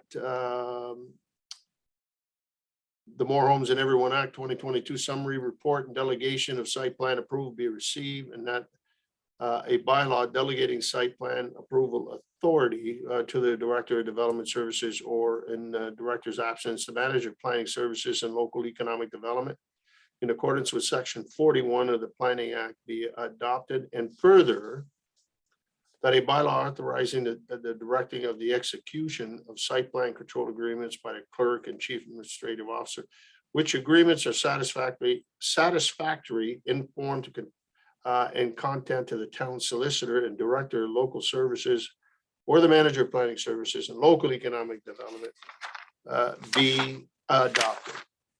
Whew. Okay. Moved by Councilor Antonio, supported by Deputy Mayor Becchetti. On the motion, all in favor? Opposed? That's carried. Okay. Speaking of site plan control agreements, we got this one under the wire. No, I'm just kidding.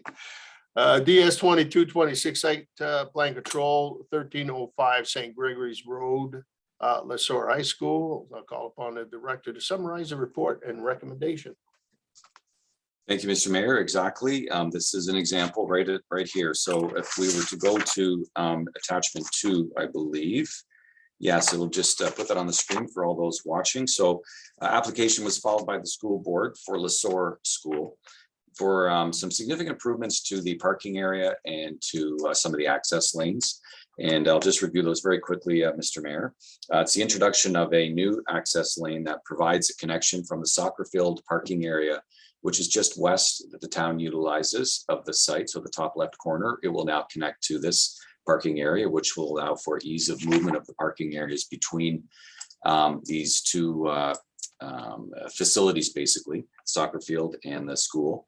A reconstruction and enlargement of the parking area to the west of the secondary school.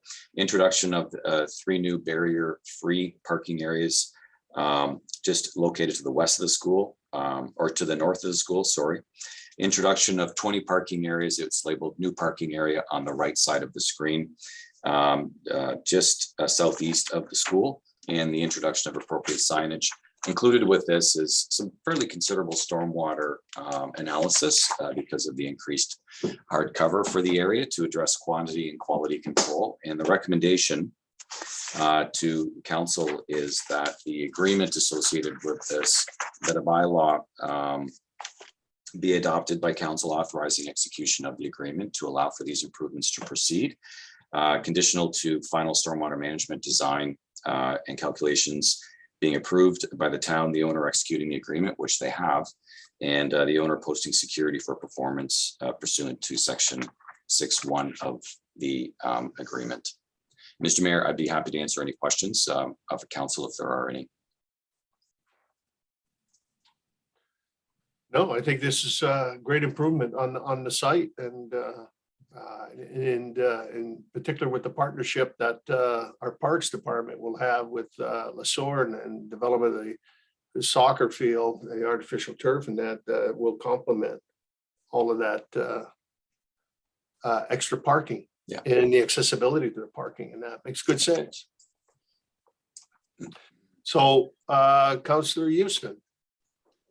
Thank you, Your Worship. I am in agreement with, everything the mayor just said in this report here. I'm just curious because this is an example of, as you had mentioned, something that we just passed that will no longer come to council. I'm just curious how many hours, right, or the work that has been involved in preparing this report. I realize all the consultations will still happen, but this report will no longer have to come to council. So there will be some time savings, and I'm just curious, how long it was to prepare, this report. Through you, Mr. Mayor. Well, that's quite an interesting question.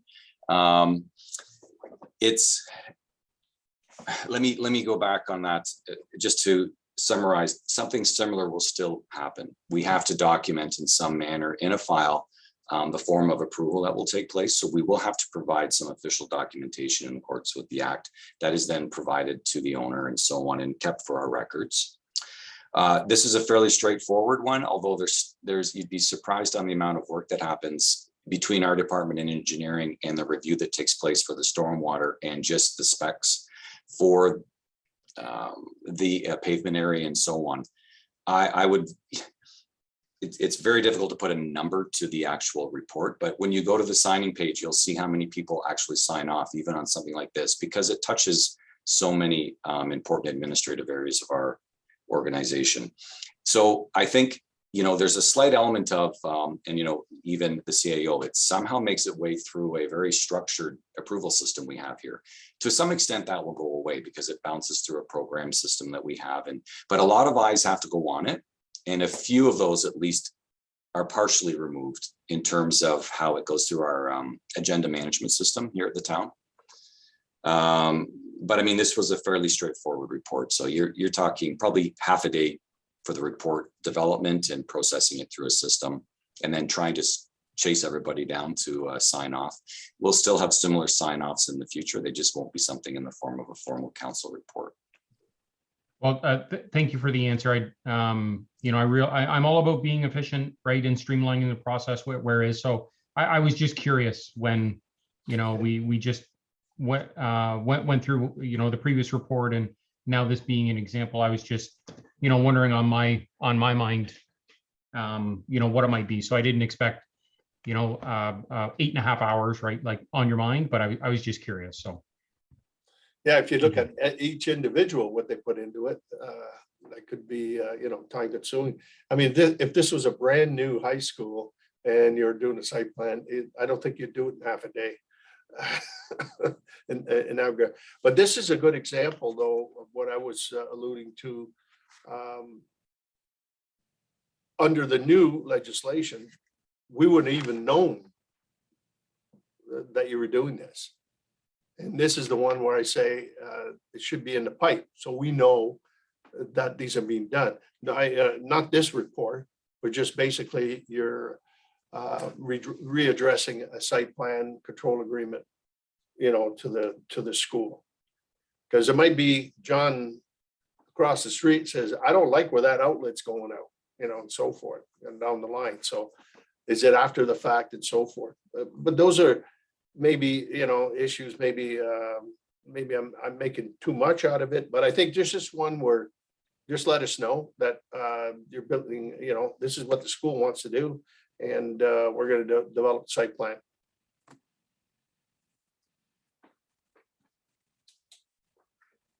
Okay. On the motion to adopt the summarized report that our director brought forward. And it's a site plan between authorizing the execution of the Conseil scolaire des districts des écoles catholiques du Sud-Ouest site plan control agreement, satisfactory and form to the town solicitor, which allows for the introduction of additional parking areas, improvements, existing parking areas, along with on-site services, works on a 11.7 hectare, which is just under 29 acre parcel of land situated on the south side of St. Gregory's Road, approximately 225 meters or 738 meters east of the intersection of Manning Road at 13605 St. Gregory's Road, be adopted subject to the following occurring prior to the town's execution of the agreement. The final stormwater management design, stormwater management calculation, associated site service drawings being approved, the owner executing the site plan control agreement, and the owner posting security for performance pursuant paragraph 6.1 of the agreement. And that the execution of such further documents as are called for by the site control agreement approved above, including but not limited to the execution and acknowledgement direction required to register the plan site control agreement on title of the lands, such other acknowledgement, directions for any related transfers of real property registration contemplated by the site plan control agreement by the mayor and clerk, and minor modification as the director of development services may approve as necessary and appropriate upon conferring with the town solicitor be authorized. Moved by Deputy Mayor McKetty and Brian, Councilor Houston. And I'm glad this is going to be the last one. Thank you. And all in favor? Opposed? That's carried. Thank you.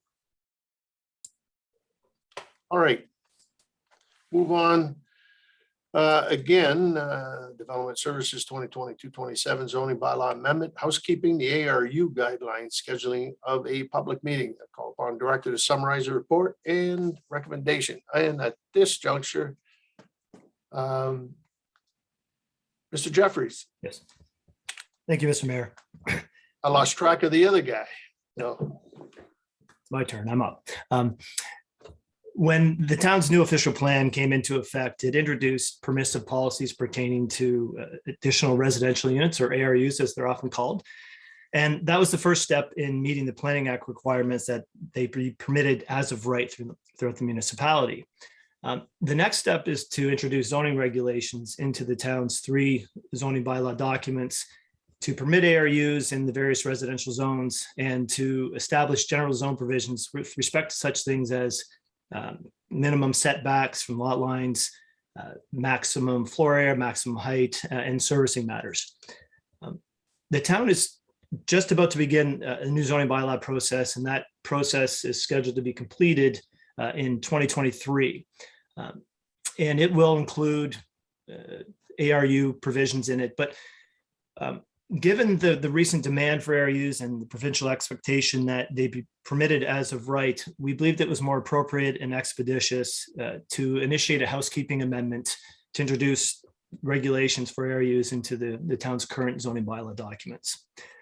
Since the OP approval, We've dealt with these through site-specific amendments, and you'll recall the number of public meetings that we've had pertaining to these. There's been 5 ARU zoning bylaw amendment applications to date, covering this whole spectrum of types of ARUs, including the attached and standalone, and both in the urban and rural area. And this has allowed the town to evaluate ARU proposals and vet them through a public process. We've also conducted a survey of other municipalities in the region and throughout Ontario. And together, those things have informed the establishment of the draft ARU guidelines that are attached to our report in attachment 1. And we won't go into those in too much detail tonight, because the purpose of this meeting, unless I'm asked questions about it, the purpose of this report is to recommend the scheduling of a public meeting on August 9th, 2022 at 6 p.m. in accordance with the Planning Act for the consideration of draft housekeeping amendments to the town zoning bylaws having the effect of introducing zoning regulations for ARUs in accordance with the town's official plan. So we're asking that council authorize that public meeting. Thank you very much, Mr. Jeffries. Council's pleasure on authorization. Moved by Councilor Tonio, supported by Councilor Houston. Any questions or comments? Hearing none, all in favor? Opposed, if any, that's carried. Thank you. All right, Development Services, 2022-30 Site Plan Control, 5485 Roscon Industrial Drive, D115485 ROS. I call upon the director to summarize the report and recommendation. Mr. Jeffries. Thank you once again, Mr. Marius. This will officially be the final site plan that is dealt with at council. If we could go to attachment 1. That shows the subject roughly 0.5 hectare property on the west side of Roscon Industrial, just south of Black Acre Drive. It's municipally known as 5484 Roscon Industrial Drive. Attachments 2A and 2B, please. Actually, let's go right to 2B, please. So Rosati Development Corporation is proposing the construction of that industrial building for a tool making company. And this property is in an area of the town that requires council approval of site plan drawing only, not a full agreement. The site plan depicts the roughly 15,000 square foot industrial building on the south portion of the site. To the north of that is the 25 space asphalted parking area with one barrier free space. It also shows landscaping predominantly to the west of the building, stormwater feature to the west, and a private on-site septic system to the west as well. Attachment 3, please. The property is zoned industrial. Industrial uses are permitted in that zone, and the proposed site plan complies with all the regulations of that zone, except for the southerly yard. We could go back to attachment 2B, you'll note that it's a bit closer to the lot line. It's 3 meters from the southerly lot line. It's being proposed at that, as opposed to the 6 meters required by the M1 zone. And that 3 meter side yard was granted relief by the Committee of Adjustment back in 2000 to permit the 3 meter side yard. The proposed industrial building will be serviced with municipal water and stormwater services and a private on-site septic system. There's a stormwater management report that is currently under review by administration, and the final approval of that report will be required prior to the issuance of a building permit. Public Works and Engineering Services satisfied with the development, subject to that final stormwater management report and associated drawings being approved. We believe the proposal is of an acceptable design. We are requesting a $25,000 security in this case, though, which is greater than the $10,000 that we usually request, and that's to ensure that the installation of an approved stormwater quality unit is undertaken. And the recommendation, Mr. Mayor and Council, is that the site plan as prepared by Rosati Construction and attached to the report as attachment 2A be approved, subject to the owner depositing with the town security in the form of a cash or letter of credit in the amount of $25,000, and that the stormwater management report and associated servicing drawings being approved by the town. Thank you. Okay, thank you. Any questions or comments? Councilor Antonio. Move the report. Thank you. Support. Councilor Houston. No further questions or comments. All in favor? Opposed? That is carried. Thank you. Thank you.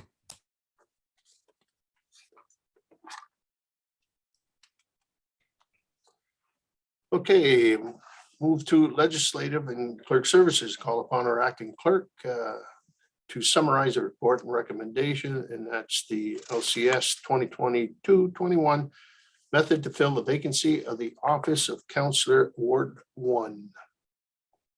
Thank you, Your Worship, and good evening, members of council.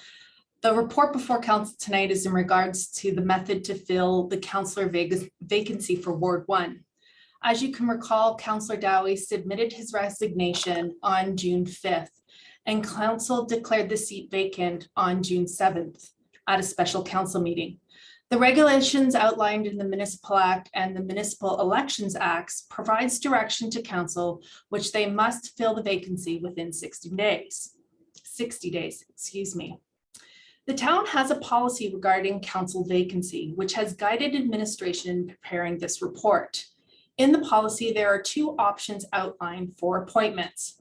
Option A, filling a vacancy by appointment from the previous election candidate, is an option that council may fill a vacancy by appointing the candidate who ran in the position that was vacant during the last regular election. As you recall, in the 2018 municipal election, the Ward 1 seat was acclaimed. It is possible for council to appoint a former candidate from another ward should council wish to consider option A. The second option outlined in the report is option B, filling a vacancy by call for nominees.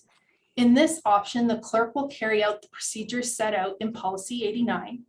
An online e-form will be available to candidates to submit their application through the town's website for a 3-week period.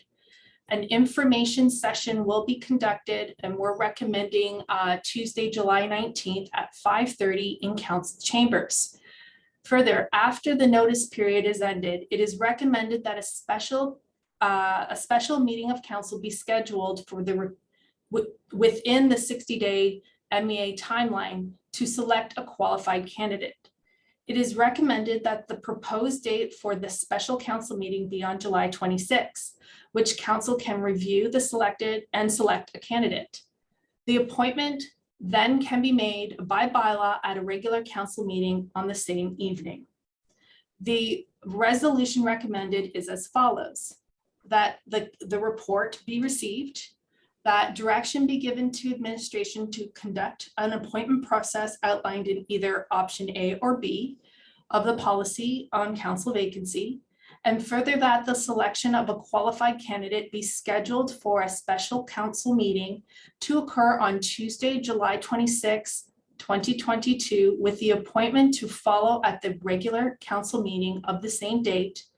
And furthermore, that a council vacancy public notice be posted on the town's website and in a local newspaper for 3 consecutive weeks and be funded through the council advertising budget.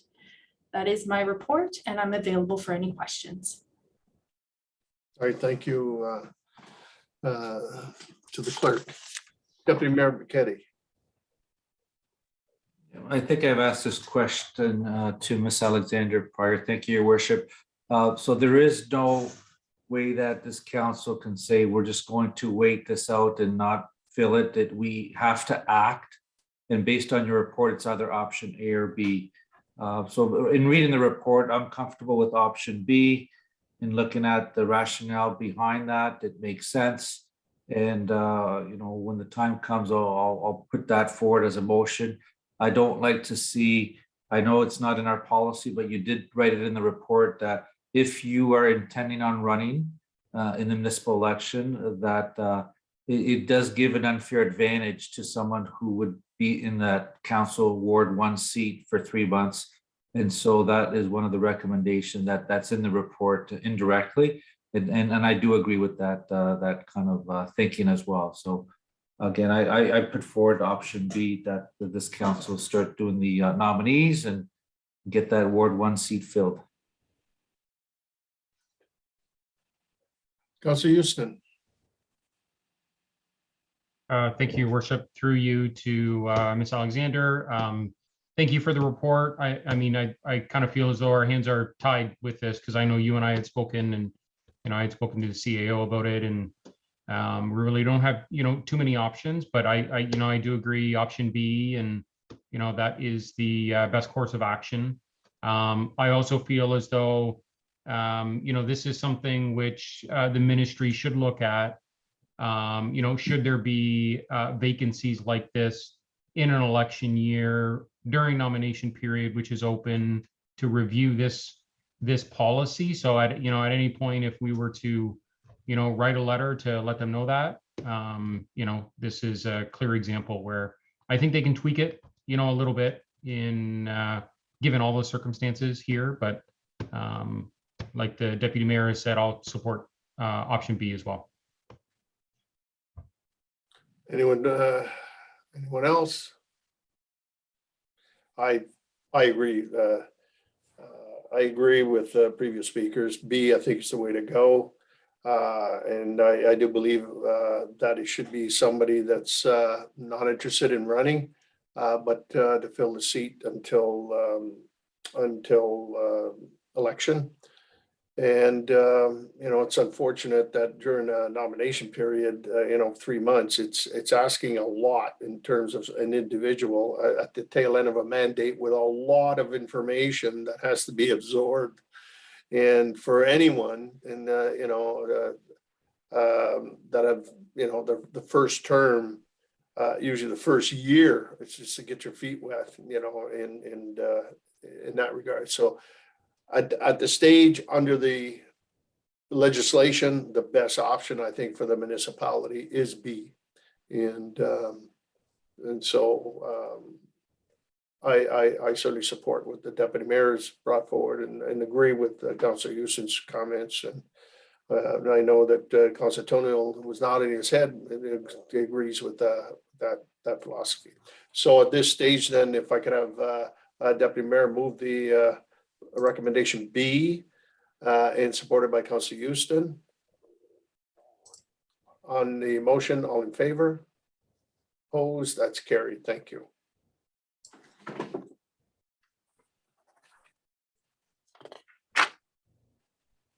Okay, move on to B.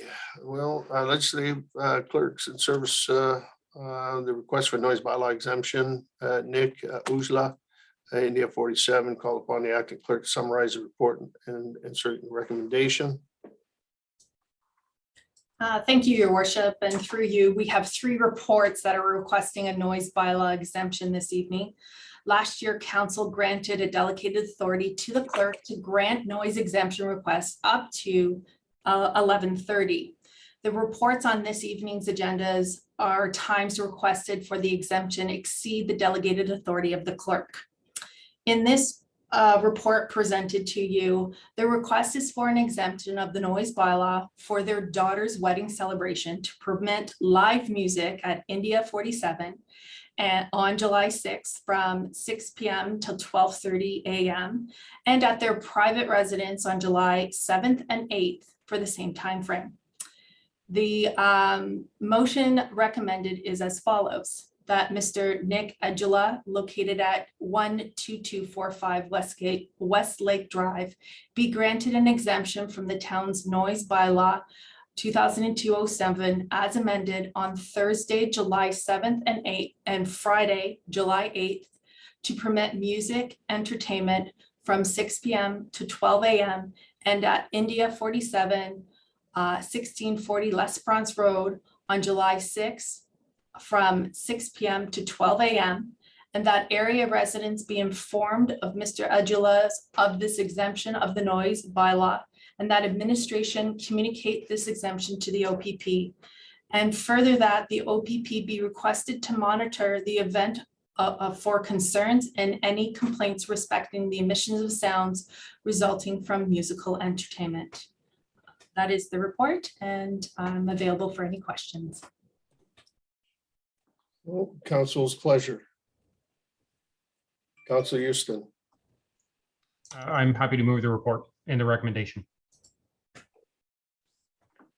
Support.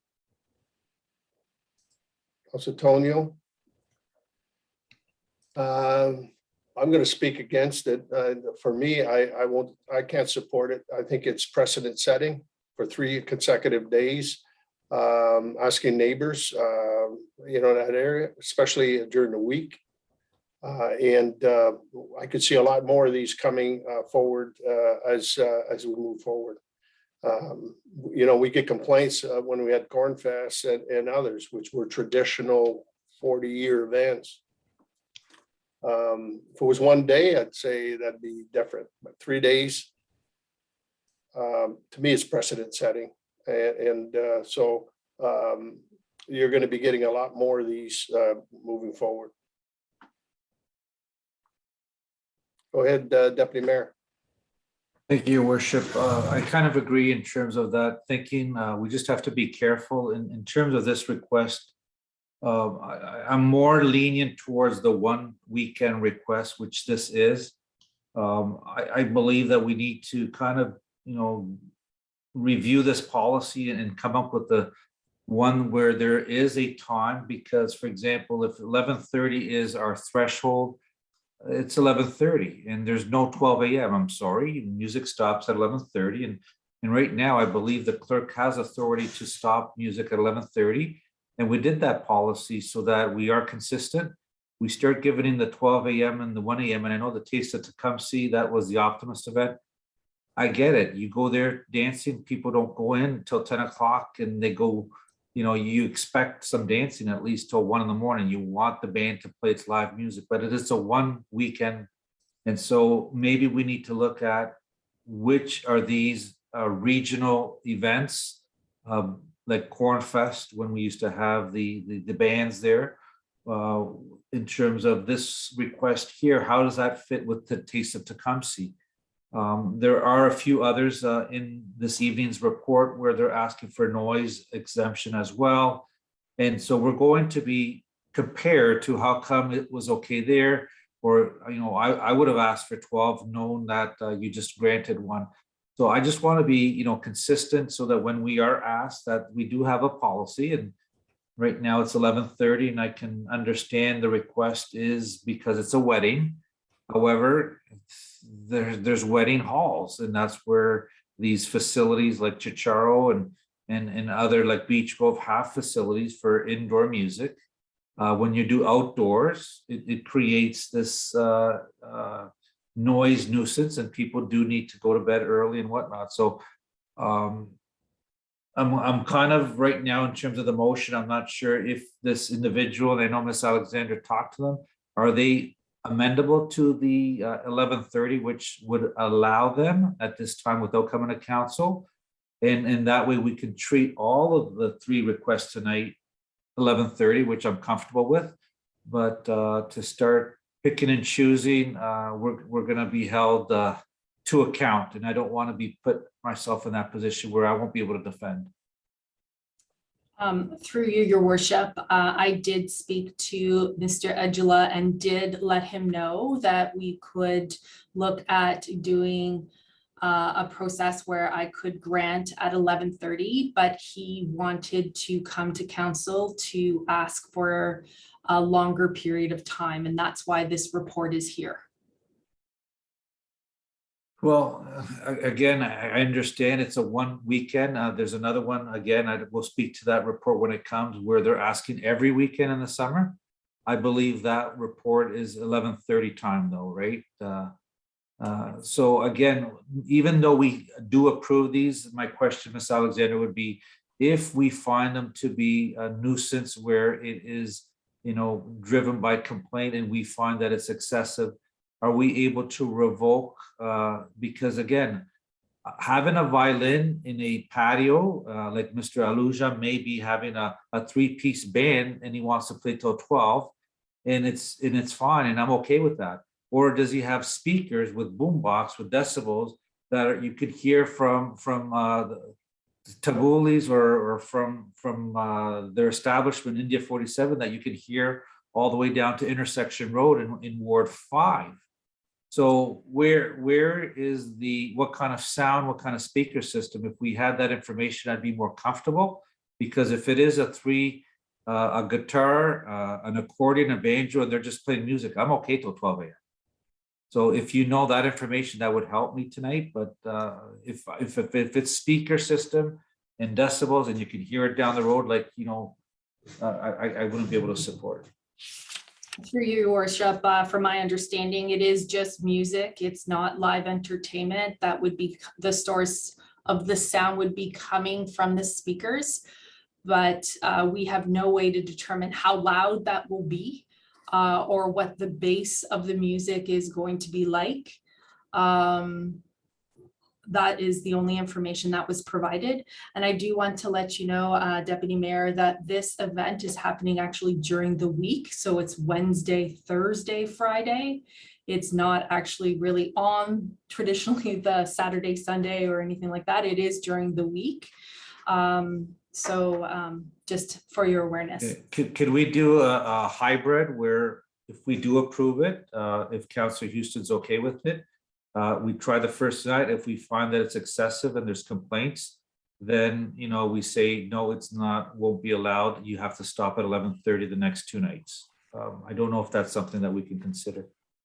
Well, for me, it's we're changing the rules of the game. We extended 11:30, gave the authority to the clerk. Now we're going to move it for this one. And I'm telling you, you're opening up, you know, a slippery slope here. For 3 days, you know, I mean, it's still council's decision, but I have an issue because folks are going to complain, especially during the week. People work in the next day, and some people go to bed at 10:30 or whatever. Young children and so forth. So for 3 consecutive days. And I'm sure it's a wedding. They're going to be dancing. They'll be, you know, having a good time. I don't begrudge them for having a good time. It is a wonderful time, you know, a child's getting married and all this other stuff and so forth. But the same token, are we going to continue to amend the bylaw or amend the noise bylaw and you know, to accommodate this neighborhood, and then we're going to do it again someplace else? Somebody will say, what do you mean I can't do it here? You did it over here, and so forth. So I have a hard time with setting policy on this one. We extended it at 11:30 and for outdoor, and now we're going to do it again. And I mean, it's a wish of council, but I'm still can't support it. Go ahead, Margaret. Mr. Mayor, I would like to weigh in, but I did see that Councillor Tonio has had his hand up, so I will Okay, defer to the councillor, and then thank you. Okay, sorry. Go ahead, Councillor Tonio. Thank you, Ms. Evans.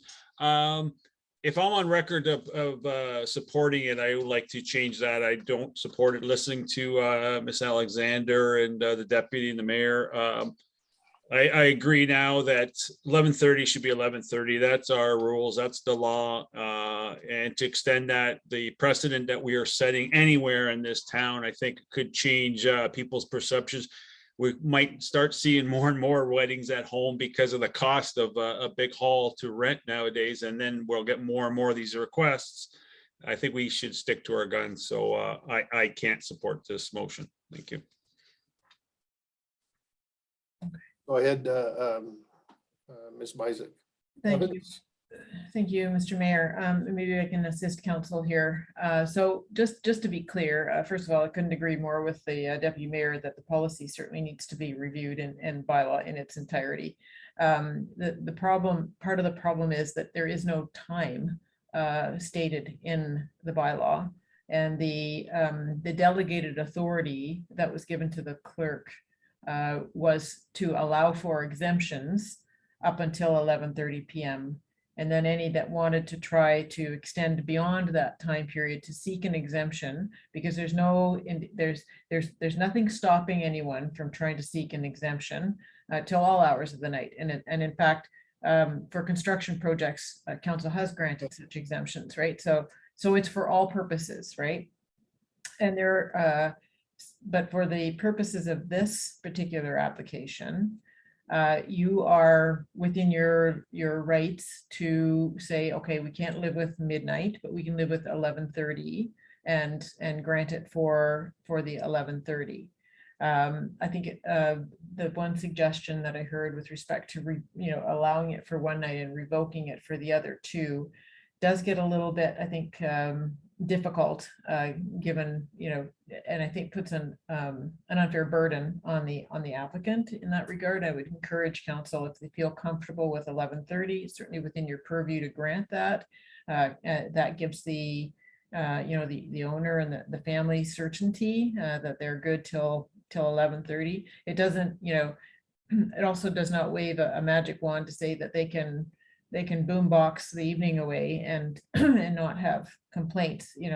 Part of the recommendation does indicate that will be monitored, and there will be intervention if it's excessive. So just to assist you that it's sort of not all or nothing. You're in the driver's seat with respect to the outer limit of what you're comfortable with for this event, even if that's 11:30. The acting clerk did try to talk the applicant in to that, but they chose to want to present it to council, which is their prerogative since they've asked for a later time. Sure, understood. The 11:30, I don't have, I mean, that's a discretion, I think, that we had directed, but, to your point, I agree, we gotta look at some of our policies and solidify them so that it's not wishy-washy and so forth. I totally agree. This is one, yeah, it needs that. The construction one, that's a bit different. And so forth, but I'm okay at to what the acting clerk in terms of the delegated authority to her to make that judgment call at 11:30. I am okay with that. That's something that can be defended, but if you're going beyond that and so forth, because I think originally I'm looking at, when I looked at the next one, they wanted every weekend and Friday and Saturday, and then there was one of them on Saturday, they want to go to 1 a.m. The neighbors, I know they're going to raise heck, because they have in that area. So I'll leave it to certainly members of council, but I think in terms of the delegated authority to the acting clerk, I think she acted right, and there was a compromise from 11 to 11:30, and I'm okay with that. Councillor Houston?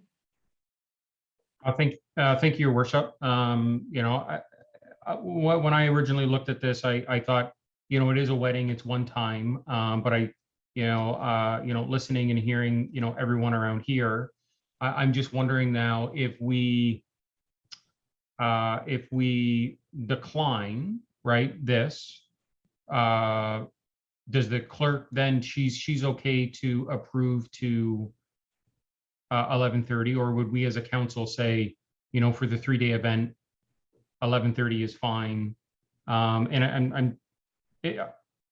I'll pose that question, then I have one other one. If I could, Mr. Mayor, Yep. I think that at this point, because it's been brought to council, because the application was for later, that we would be looking to council to amend the recommendation to where they're comfortable with. If that's 11:30 for all 3 nights, then we would respectfully request that you move that, and that becomes the permission that the acting clerk conveys back to the applicant.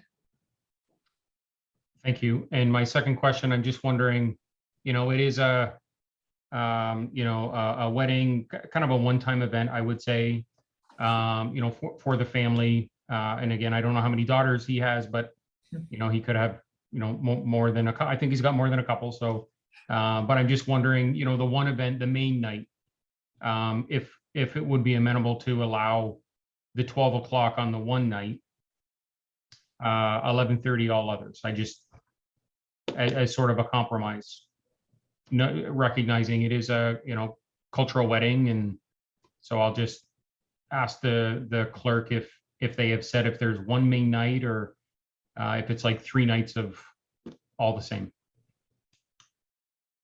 Through your worship, from my understanding, it is a cultural wedding. The first night is the ceremony and the second 2 nights are traditional bride and groom dinners, which will have 100 people at those 2 events on the weekend, and on the main event on July 6th, I think there's about 200 people at that event.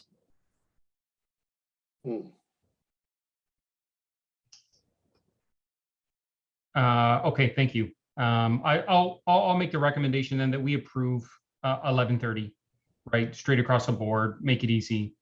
And then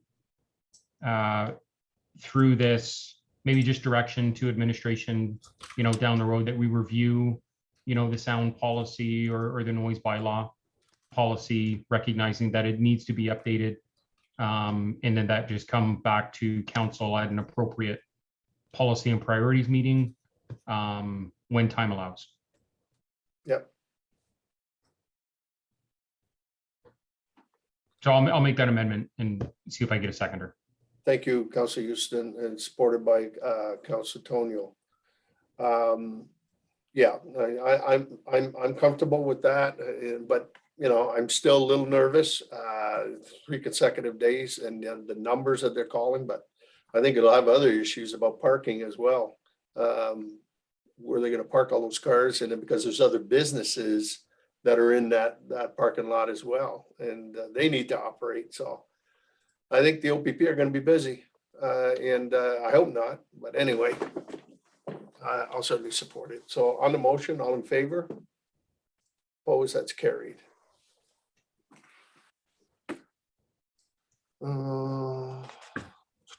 The next one is okay, noise bylaw exemption again, St. Charbel's Church. That's one that's come to us. Correct me if I'm wrong, Joe, and that's come to us years. No, I'll move support Thank the you. recommendation. You're gonna move it, yeah, 11:30. For the Friday, July 15th, July. Yeah, and then the other one's at 11 on the Sunday, so that's under normal. Moved by Deputy Mayor Bichetti, supported by Councilor Tonio. All in favor? Opposed? That's carried. D, request for noise bylaw exemption to bullies call upon. Entitled request for noise bylaw. That's all summer. Yeah. Deputy Mayor Bichetti. This is the one I have issues with, because now we need to review the policy before we start doing these type of approvals. The one-offs, the weekends here and there, like St. Charbel, even the request we just approved to 11:30 is one weekend, and residents can understand, look, it was a family wedding, or this was a religious festival, and move forward. But now you're talking about every weekend.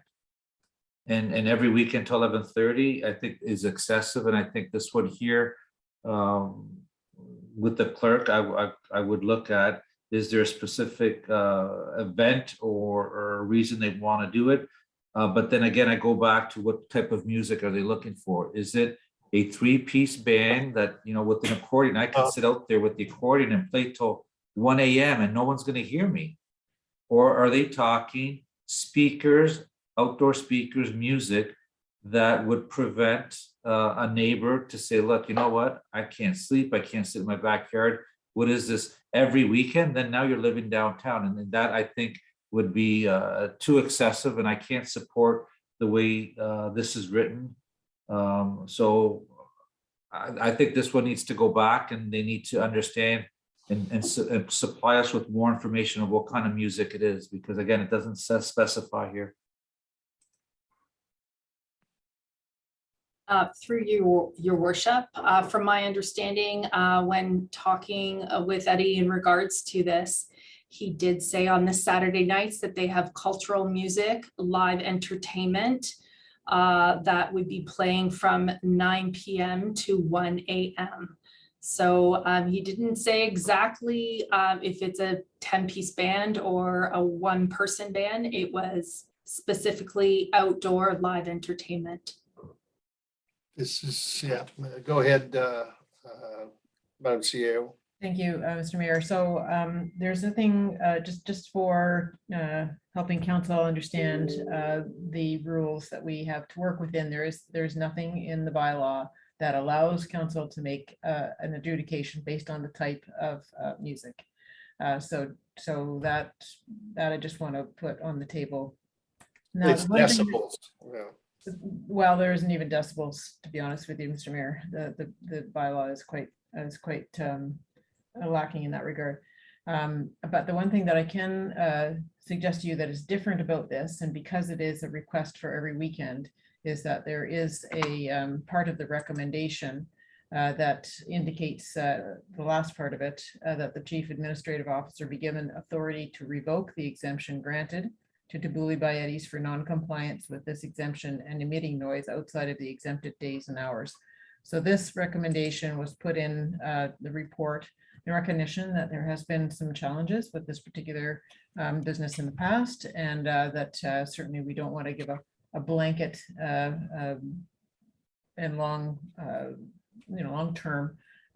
exemption without the ability for recourse if things go off the rails. So I just wanted to make you aware of that part of the recommendation. Thanks. Councillor Houston. Thank you, Worship. Maybe as a amendment, because I do, feel comfortable with the last clause in there and delegating the authority to pull this or revoke the exemption. If we offer, 9 to 11, and again, with the, bylaw being reviewed for timing, the one concern I have is, the proximity of this plaza to residential, less than 100 meters, maybe 2 houses. But I'm also, supportive of, or looking to be supportive of businesses, right, as well. So I think, if we do go 9 to 11 and then reiterate the rules to Tabuli Bayetis, and if they do not follow, we pull it, and we've kind of done our part and they didn't do theirs. So hopeful that maybe they play by the rules. Yeah, and the other thing I'm concerned too is that there's 2 other restaurants there, and there's another one, there's Aracula, or I can't pronounce it properly, but any Italian restaurant. They have a guitar player that plays outside, nice soft music and so forth. Now you're you know what I'm saying? You got a business, you're doing your thing, and that's great, that's wonderful. Now you got 2 other businesses, they're saying, hey, wait a minute,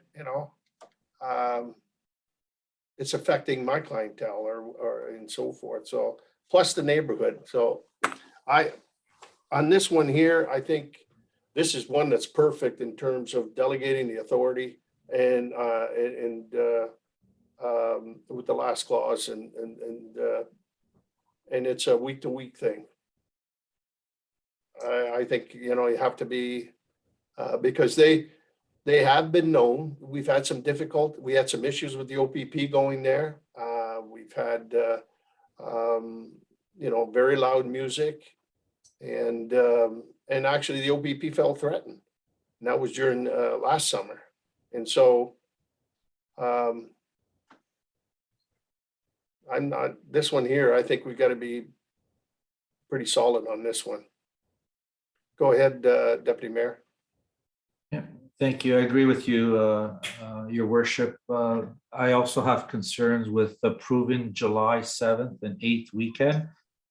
If we can, and when we do our motion, that if they do a weekend, I'm not sure when they want to start, but that first weekend that they do want to start, I think it's critical that we do attend on site to see around 11 o'clock how loud that music is and how it's impacting the neighborhood. And then that clause or that motion where the CEO can revoke that, I think should be used if necessary. If not, the 11:30 timeline would work.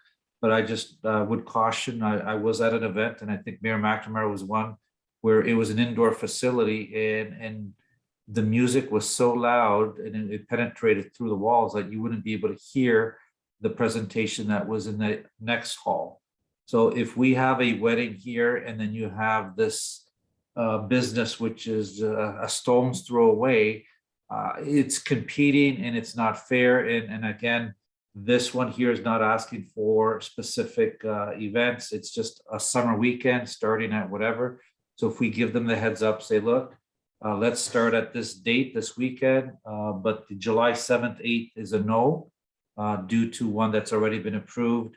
And then we'll monitor, because you're going to get more requests, and we don't even know if there's any issues that are going to arise from, like the mayor mentioned, that the other business, the other restaurant that's there that has live music. And with these patios being popular, there's a lot more outdoor seating area, and so we need to be cognizant of that. So I don't know if we could amend the motion to not permit this request on July 7th, 8th to avoid that competition. Just to be clear, through the deputy mayor, the July 7th and 8th are Thursday and Friday. The 9th is a Saturday. So the wedding would be concluded before the 9th, which would be the Saturday that after this weekend that the outdoor patio exemption would commence. But we can certainly make it to the 16th if that's council's wish. I just wanted to help you clear the dates up there a little bit. Well, the dates I see, Madam CEO, is they're asking for Friday, July 8th. So is that not considered a weekend for India 47? Oh, this is, Go ahead, Jennifer. sorry, we're on Tabuli by Eddie's, and they are requesting Fridays and Saturdays. So that would be the 8th and 9th. But it is intentions that he would like to start as soon as possible. So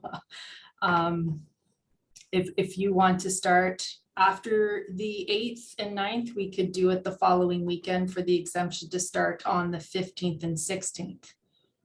That is the following weekend. Yeah, July. I'm okay with the 9th because the wedding it concludes Friday night. I just don't want Friday night to be both. Okay, so Jennifer, I just have to intervene here because the recommendation is only for Saturdays. Okay, Okay, Like the only thing we were recommending was for the Saturday evening. yes. Okay, we got to specify that, because when you say weekend, I'm thinking Friday, Saturday, Sunday. Okay, I think that's why we need to review the policy and kind of set it in stone so that it should be kind of clear. And the one-offs that come to us, whether it be the regional events and the festivals, we'll deal with those on a case by case. But these ones here, like the mayor mentioned, you're going to get a lot more requests because being private weddings, a lot of these facilities are going in the outdoor setting. So I like the monitoring aspect of this recommendation, and so I'm not sure if Councillor Houston or Tonio did move it, but I'd be prepared to support that. Councilor Tonio had his hand up. Tonio. Thank you. Just to confirm what we're approving here, it's not every weekend for Eddie's at Tabuli, right? We're not confirming every weekend for them, just this one weekend, or are we confirming every weekend? Mr. Mayor, if I could make a recommendation that Jen actually read the recommendation out to council. I think there's a little bit of confusion and that might clear it up. Thank you. Okay. The report is as follows: that the report LCS-2022 entitled Request for Noise Bylaw Exemption to Tabuli by Eddie's be received. And that council authorized administration to grant to Willie Biotes located at 1614 Left Bronx Road an exemption from the town noise bylaw as amended on Saturdays between the hours of 9 p.m. to 11:30 to permit music, entertainment for the summer months ending September 25th, 2022. And further, that area of residents be informed of Tabuli Biotes of this exemption of the noise bylaw, and that administration communicate the exemption to the OPP. And further, that concerns and or complaints on the emission of sound resulting in the entertainment are to be monitored. And furthermore, that the chief administrative officer be granted authority to revoke the exempted granted to Tabuli Biotes for non-compliance with this exemption and emitting noise outside the exempted days and hours. So it's every Saturday up to and including September 25th. Right. Oh, Now, that's the request. Council is within its purview to decide as they see fit. That is you're in complete control. no, I understand. This is new territory for us. You know, I don't remember anyone requesting this.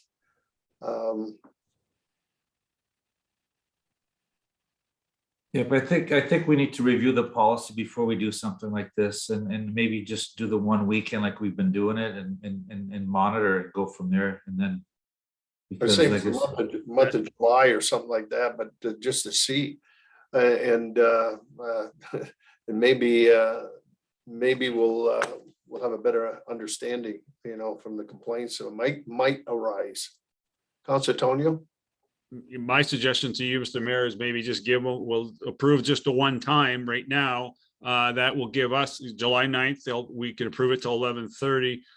He's able to have his entertainment, make some money, and that gives us time to review more things with the bylaws, public input, all that type of thing, and give us a better thought process of what our community really wants. You know, we have our CIP on Tecumseh Road where all these businesses, it's going to change. So we should get some more public input of what people really want with these restaurants and bars and outdoor patios and things like that. So Yeah, that's, but I want to, the only concern I have too is that it doesn't give administration a long time to do a little research and deliver this.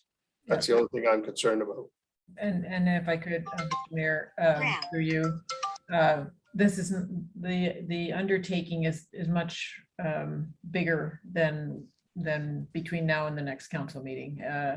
This would be something that we would actually put on the work plan, probably for, to be honest with you, for 2020. Okay, here's my suggestion then, that, okay, they got some 25th. Let's delegate the authority to the clerk's office. There's a clause in there that monitors this thing, and I mean, it'll come back to us if they certainly don't like it. But if it gets out of control, whatever, we delegate the authority to administration, to the clerk, to say no. At the end of the day, you breach your deal with us. I mean, if there's a whole host of complaints after the 9th or the next, and I think we should monitor it as it moves along. It doesn't need to come back to us all the time. 11:30 is the time. And then, the OPP will be, they're there monitoring or might be called upon and so forth. So you'll have enough information just at that point, but in the same token, as we move along, then the administration can come back at the proper time with a review and recommendations on how we can solidify a bylaw that makes a lot of, that's more concrete and more palatable, as we move forward. But in the meantime, I think we just delegate the authority to the clerk's office, and and then we'll monitor the noise, because if there's going to be noise, they'll be calling be calling us, and say, hey, what the heck's going on? So that would be my suggestion. Delegate it to the clerk's office, and then we monitor it on a weekly basis.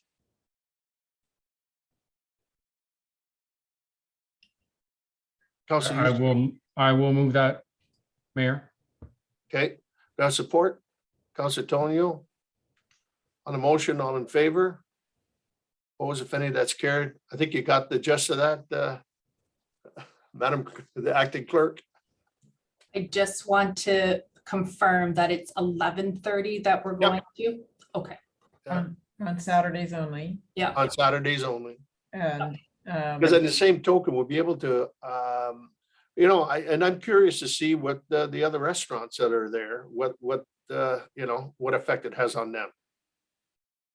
And just for point of clarification, and are we still keeping that the chief administrative officer is given the authority to revoke? Yes. Administration, if that's the CAO, yep. If it's a combination of the clerk and the CAO, yep. If it's the clerk or the CAO or the clerk, that's okay too. Okay, Your worship, I'll just mention through you, Eddie sits as a board member on the BIA. So I will be seeing Eddie. I will certainly reiterate, the rules and the expectation from our hand.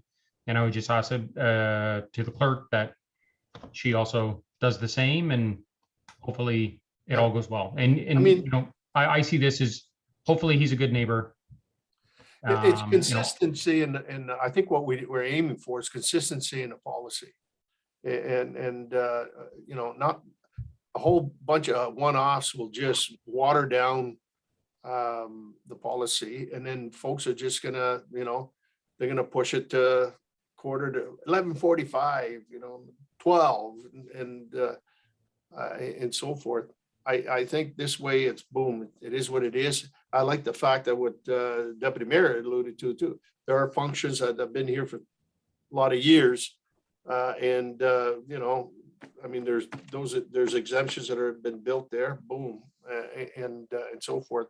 And then we need to put that into in proper order, because that can come back and the folks say, well, you're doing it over here and it's and so forth. So I think we've got to button down on this and solidify it. And I think the motion kind of gives some flexibility, but in the same token, it gives us the ability to monitor it a little closer.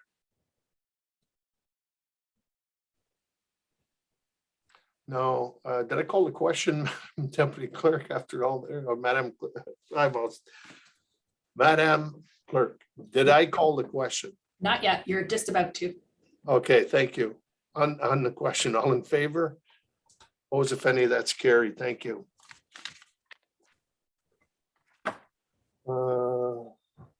Okay, so that's done. All right. Again, to our acting clerk, we're looking for, again, a yearly thing, Essex Power Corporation appointment of proxy holders of the shareholders of 2022 annual meeting, which will be held this Wednesday. I call upon the acting clerk to summarize the report and bring forward the recommendation. Thank you. Thank you, Your Worship. And through you, this report is presented to Council this evening regarding Essex Power Corporation, which is holding their annual shareholders meeting, which requires an appointment of a proxy holder. The town is a shareholder and entitled to appoint 2 directors to the board, which is currently Mayor McNamara and Tom Burton. A proxy is only valid for 1 year, and an appointment for a proxy holder is necessary every year prior to the annual shareholders meeting, which is scheduled for tomorrow night. The motion on the table currently is that the Mayor McNamara be appointed proxy holder for the town of Tecumseh to cast its shareholder vote at Essex Power Corporation's 2022 shareholders annual meeting scheduled to be held on Wednesday, June 29th, 2022, and that Tom Burton be appointed as an alternate proxy holder for the town of Tecumseh to cast its shareholder votes at the Essex Power Corporation 22 shareholders annual meeting if Mayor Gary McNamara is absent from the meeting, and further that the acting clerk be authorized to sign all necessary proxy forms to implement this resolution and to forward them to Essex Power Corporation. Okay. Councilor Tonio. Move, supported. Deputy Mayor Bichetti. On the motion, all in favor? Opposed, if any, that is carried. Okay, Public Works. Public Works, Environmental Services, 2022 AT request to levy 2021 municipal drain maintenance costs. I call upon the director to summarize the report and recommendation. Thank you, Your Worship. So the recommendations within this report is that one, that the report be received, and two, that bylaw 2022-45 to levy maintenance costs for the drains attached in Appendix A be adopted.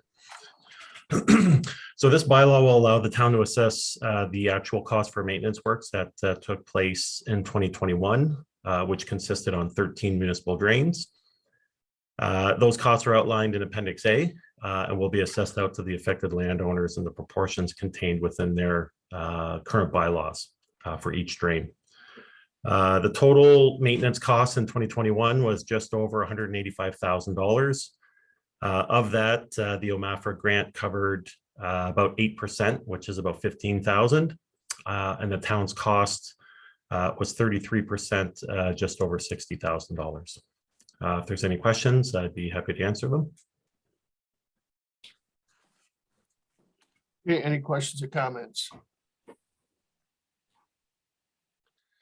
All right, then a motion to adopt. Councilor Tonio, Councilor Houston. On the motion, all in favor? Opposed, that's carried. Next, again, Public Works, 2022-21, investing in Canada Infrastructure Program, Green Stream Stage 2 water main replacement. Call upon the director to summarize the report and recommendation. Thank you, Your Worship. The 2021 intake of the ISIP Green Stream 2 funding really prioritized drinking water projects that address critical health and safety issues. These projects were subject to a $5 million funding cap for total eligible costs and had allocations of 40% federal, 33.33% provincial, and 26.67% municipal. In April of 2022, earlier this year, the town did receive some great news. We received confirmation from the Minister of Infrastructure that the town's application to the funding program was approved. So the town is waiting to receive a copy of the draft agreement, which will then be reviewed by administration and the town solicitor. The final agreement will be brought to council for approval and execution by means of a bylaw.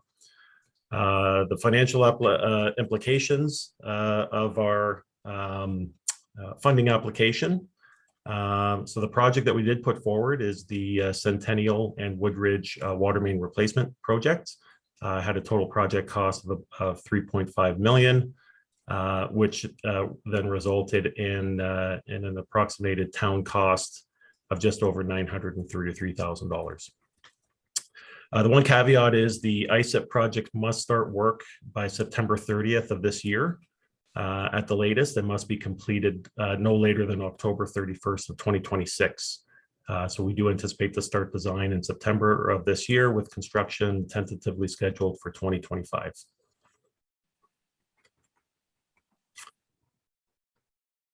And if Your Worship, if I may, I'll go through the recommendations for you. So it is recommended that the water main replacement project, Centennial Drive and Woodridge Drive, be added to the 2022 Public Works and Engineering Services Capital Works Plan, with detailed design commencing in September of 2022.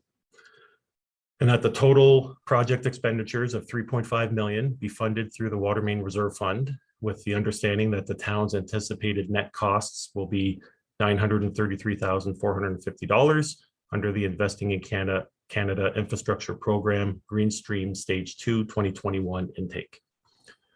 And further, that a bylaw be prepared to authorize a mayor and the clerk to sign a transfer payment agreement between Her Majesty the Queen in right of the province of Ontario, as represented by the Minister of Infrastructure for the province of Ontario and the corporation of the town of Tecumseh, in a form satisfactory to the town solicitor, financial content satisfactory to the town's chief financial officer, and technical content satisfactory to the town's engineer, for the grants received from the Investing in Canada Infrastructure Program Greenstream Stage 2 2021 intake for the water main replacement project, Centennial Drive and Woodwidge Drive.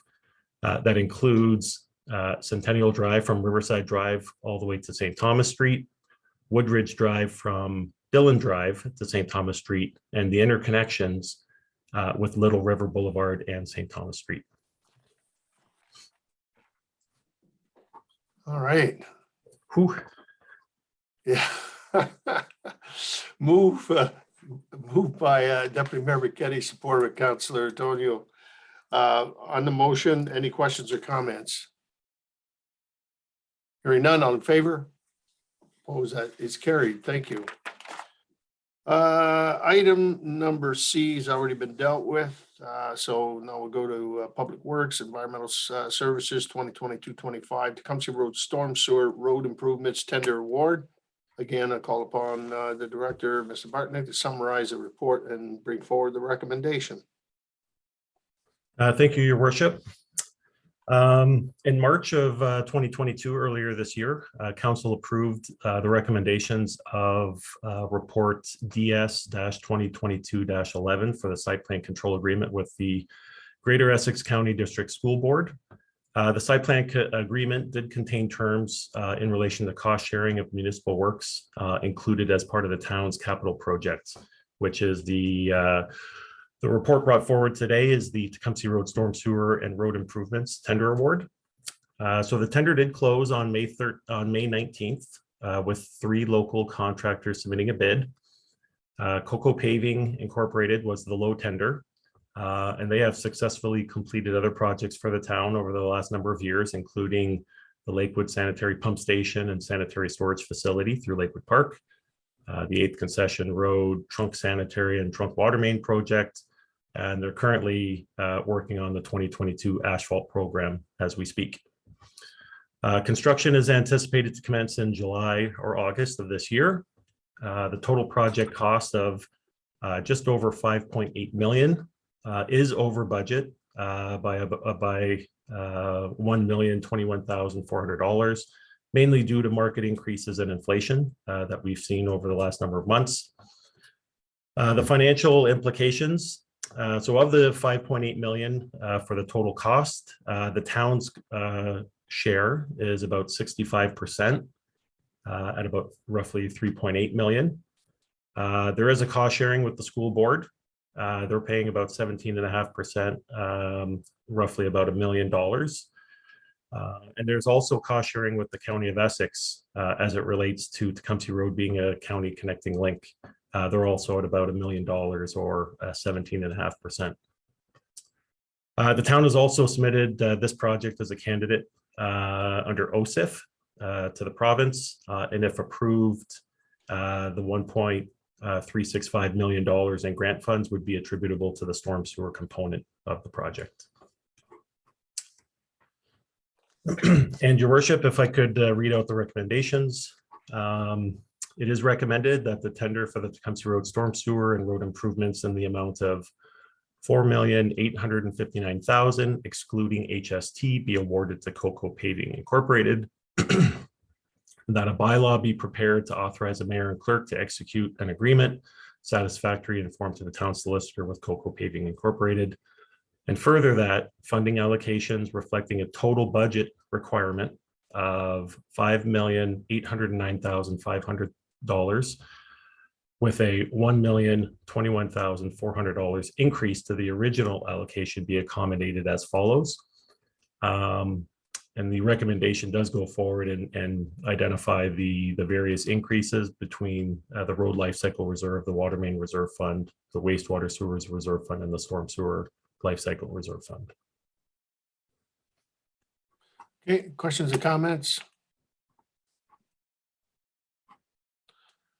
Okay. Council's pleasure, moved by Councilor Houston, supported Councilor Tonio. Any further questions or comments? Hearing none, all in favor? Opposed, if any, that's carried.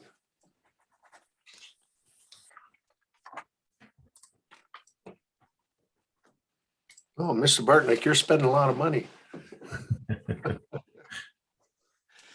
All right, call upon the director again to summarize the report. It's the 2022-27 amendment of the 2022 Public Works Environmental Services Capital Works projects. And so I will get you to summarize your report and bring the recommendation forward. Thank you, Your Worship.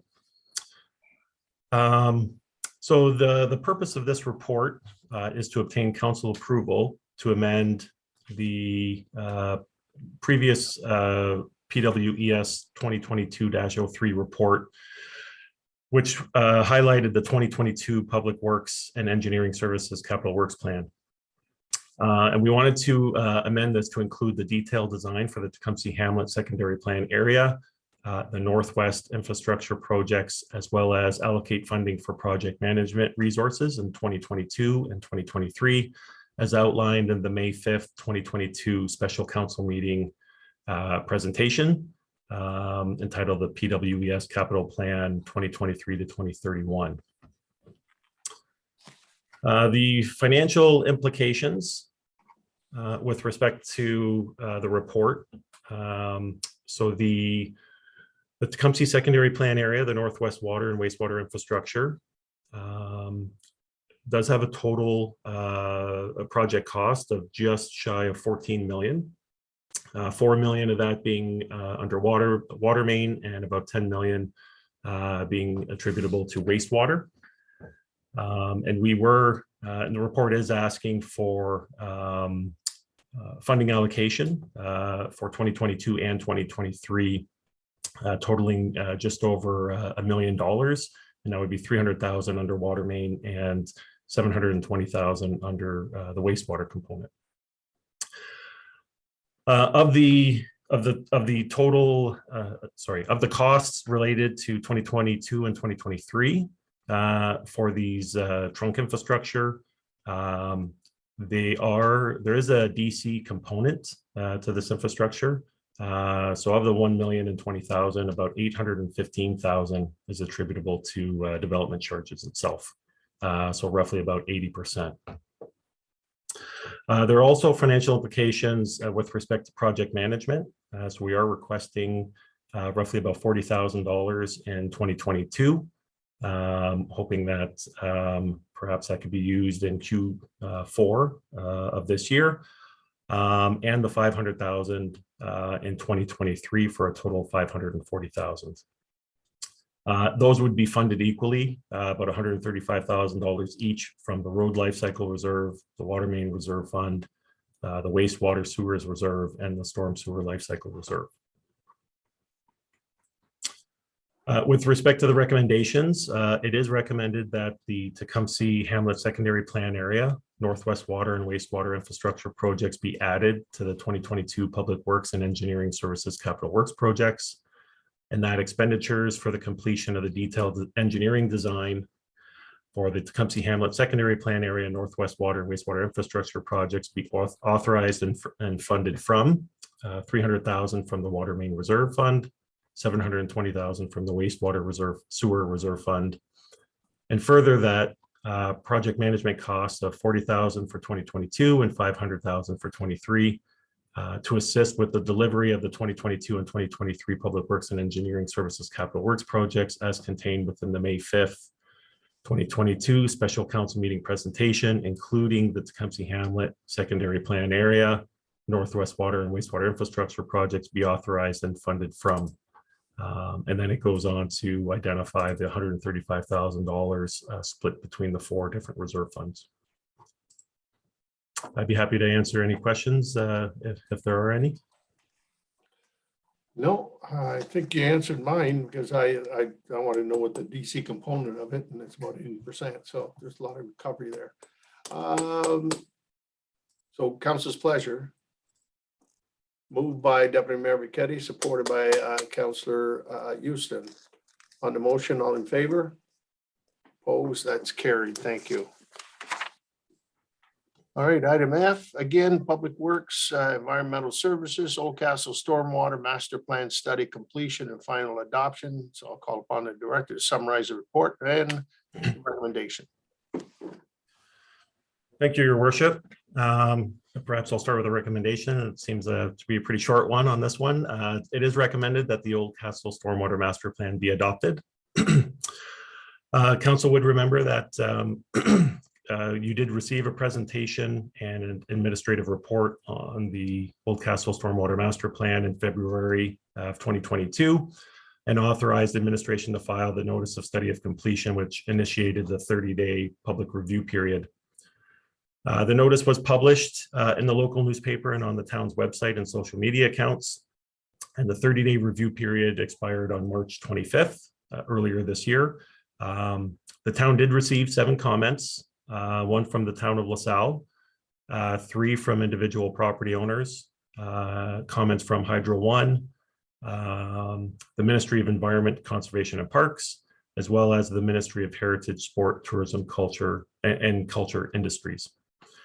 Copies of all correspondence from these agencies and the public, as well as responses confirming on how these comments were addressed, are appended to the report before you today. Given that the town has addressed all the comments received during the 30-day review period and that there was no Part 2 orders submitted to the Ministry of Environment, Conservation and Parks, the Oldcastle Stormwater Master Plan including the specified Schedule B projects that form part of the preferred solutions, is considered approved under the municipal Class EA process and may now proceed to the detailed design and implementation phases. So accordingly, it is therefore recommended the Oldcastle Stormwater Master Plan be adopted by council. Okay. Council's pleasure, moved by Deputy Mayor Bichetti, supported Council Houston. Questions or comments?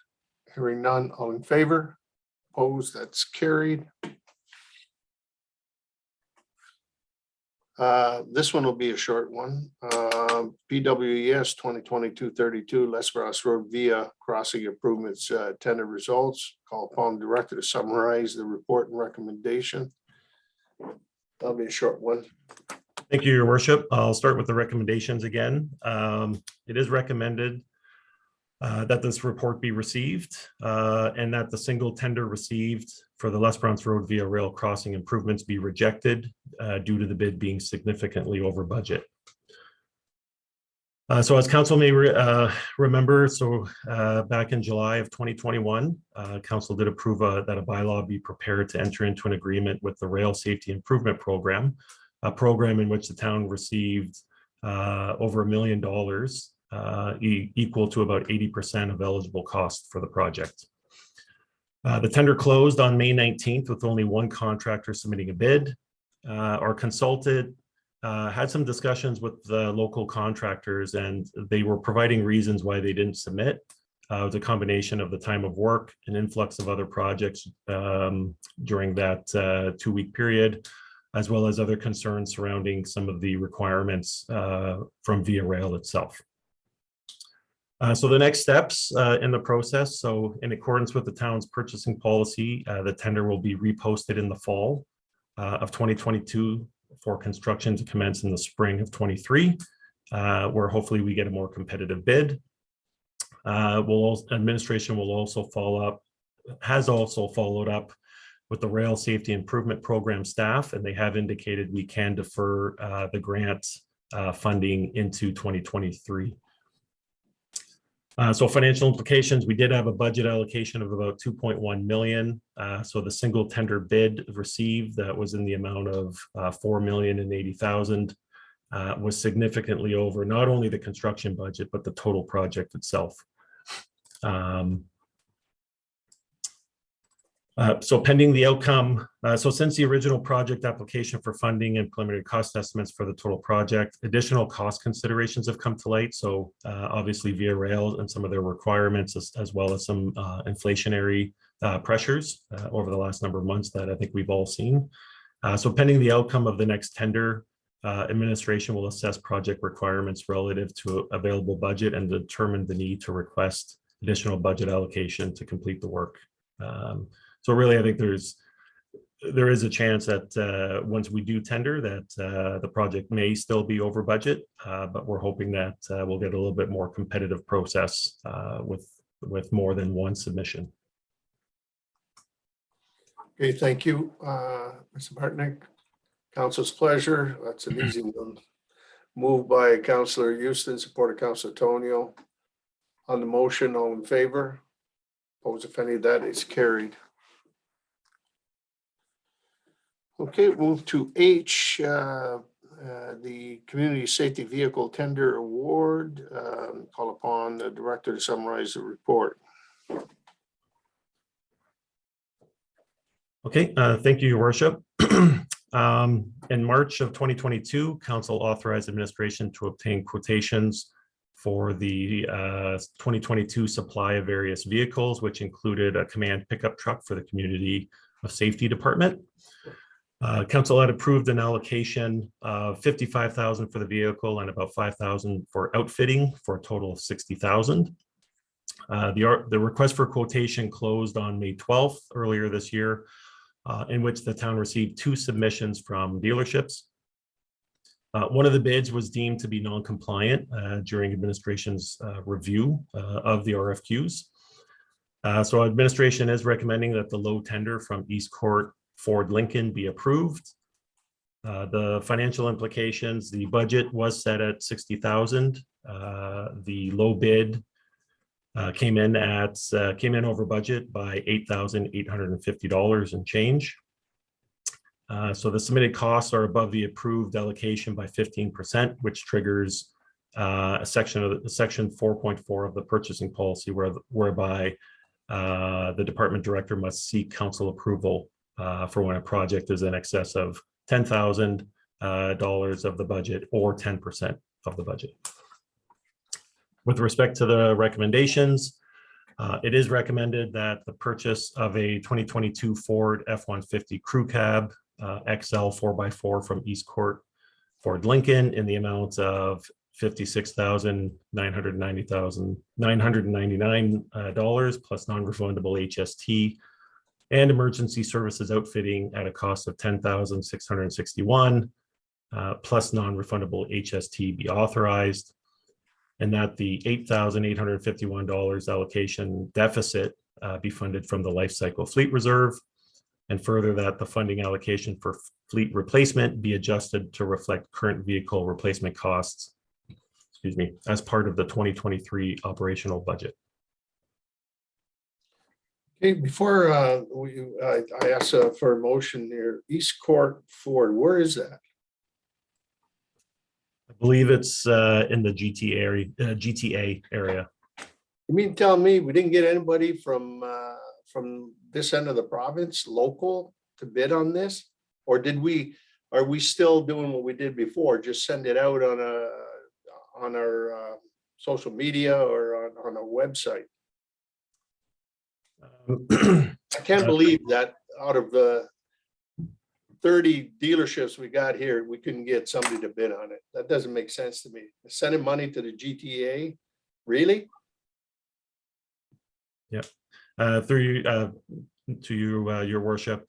So we typically post all our tenders and RFQs on the bids and tenders website. But we also have had past practice in faxing and calling our contacts locally here to advise them that the tender has been posted or the RFQ has been posted. Wow. I like to keep it local, but anyway, go ahead, Deputy Mayor. Yeah, thank you, Mayor. I don't support this report in terms of going to East Court, even though it is over, but like you said, we do have local, we're known as the automotive capital here in this region, and we're looking at not a rescue vehicle, which is specialized, which I understand, in terms of RFQ, what is it that the local dealers have? We don't need to have certain things. I know you got to outfit it, that $10,000, that's an automatic, it's got to be outfitted, include that in the cost, but have we looked at a used vehicle, 1 or 2 years old? I know when I buy vehicles, the depreciation value on a vehicle, brand new versus a 1 or 2 year old that has 20,000 kilometers, may fit this type of vehicle that we're looking for. So I would you know, unless you need it tomorrow, we've done without for a while. I would do a little bit more knocking on doors, and I know that there's someone locally that you'd be able to bring that cost down. So I can't support that report going to East Court as written. Go ahead, Mr. Bartnick. Thank you, Your Worship. So there was one other local bid. However, his submission did not meet the specifications of the RFQ. You know, there are some other challenges right now, definitely out in the motor vehicle area, especially with pickup trucks and trying to source material and meet certain timelines. And I think the other comment is this vehicle is not a replacement, I think, of an existing vehicle. It's a new vehicle for one of the newer positions that was created in the Community Safety Department. Councillor, My point is, does it need to be new is my question. I, In terms of the RFQs, what you put down, again, I don't have the technical, maybe I'm off base, but in terms of, you know, you're looking at a F-150, and then you got to outfit it.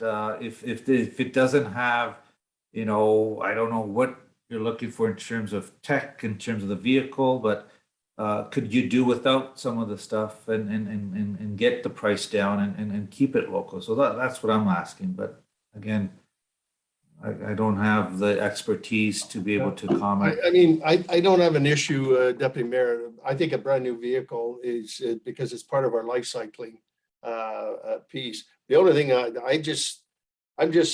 I hate sending money to the GTA, right? And if one thing, if it was a vehicle like a car or an SUV, yeah, you'd have a heck of a time. The lots are empty. But pickups are, you know, because that's their bread and butter, the auto industry. I can't believe that between the 5 or 6 Ford dealers, the 5 or 6 GM dealers, and the 5 or 6 Chrysler dealers, we can't find a pickup. You know, with certainly the specifications. I mean, at the end of the day, I had this issue before, and this is not the first time I brought this up. And we bought a whole host of vehicles. We got them from out of town. And I'm one that charity starts at home. And for many of these businesses, they live in our community, they pay taxes in our community. And here we are buying vehicles 300 miles away. I have an issue in that, but if that's the only one we can get, that's one thing. But again, I can't find a pickup. I don't know. And so maybe they're not getting the right information, or, you know, maybe these dealers don't have access, you know, to the tendering process for small vehicles. I don't know. But I do agree, it needs a new vehicle, and that's part of the life cycling family and so forth. But Councillor Houston. Thank you, Your Worship. I'm not a vehicle sales expert, but I do know that there are challenges, you know, out there right now. And I don't know, you know, what the delivery was on this and how the, you know, tender was written. But, you know, I do know that, you know, and I share, you know, similar feelings. If we can source it here within the community, it's much better than, you know, going this far out. But, you know, to my best knowledge, we really can't disqualify somebody from being, you know, not local. And if they are the, you know, winning bidder, as per the tender, I would recommend, well, I would be happy to move, you know, the recommendation. And, you know, if we can put, you know, local dealers on a list that when tenders go out, I know I will get copied myself in, you know, my job for, you know, tenders with suppliers. And if we build that, send it out. But, you know, I wouldn't be surprised if it is a supply issue, depending on how the tender may have been written, of how quickly the vehicle may be needed. But I see Tom popped on, and maybe he has some comments. Yes, Mr. Mayor, I see both the chief and Tom have lit up, so perhaps they can assist. No, I know they lit up, and so am I. I'm lit up. And I just, this has happened before. It's happened way back, and this strikes a nerve for me, as you can see. And I mean, at the end of the day, I agree with Councilor Houston. I'm not saying not to buy it, but I would say the next time you need to really look at local, and because I like to spend our money here. I don't see too many Toronto GTA areas buying vehicles down here, and so forth. So I'll leave it at that. It's at that council's wish, but again, I can't believe one pickup truck, you can't buy it here. I mean, that doesn't make sense. Is it because you can't get the red color? Is that something? I mean, I don't know. Chief or Tom, you want to weigh in? Floor is yours.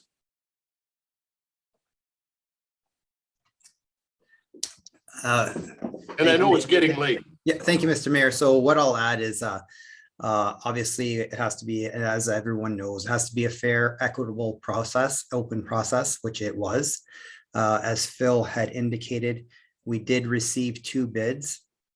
One was local, one was not.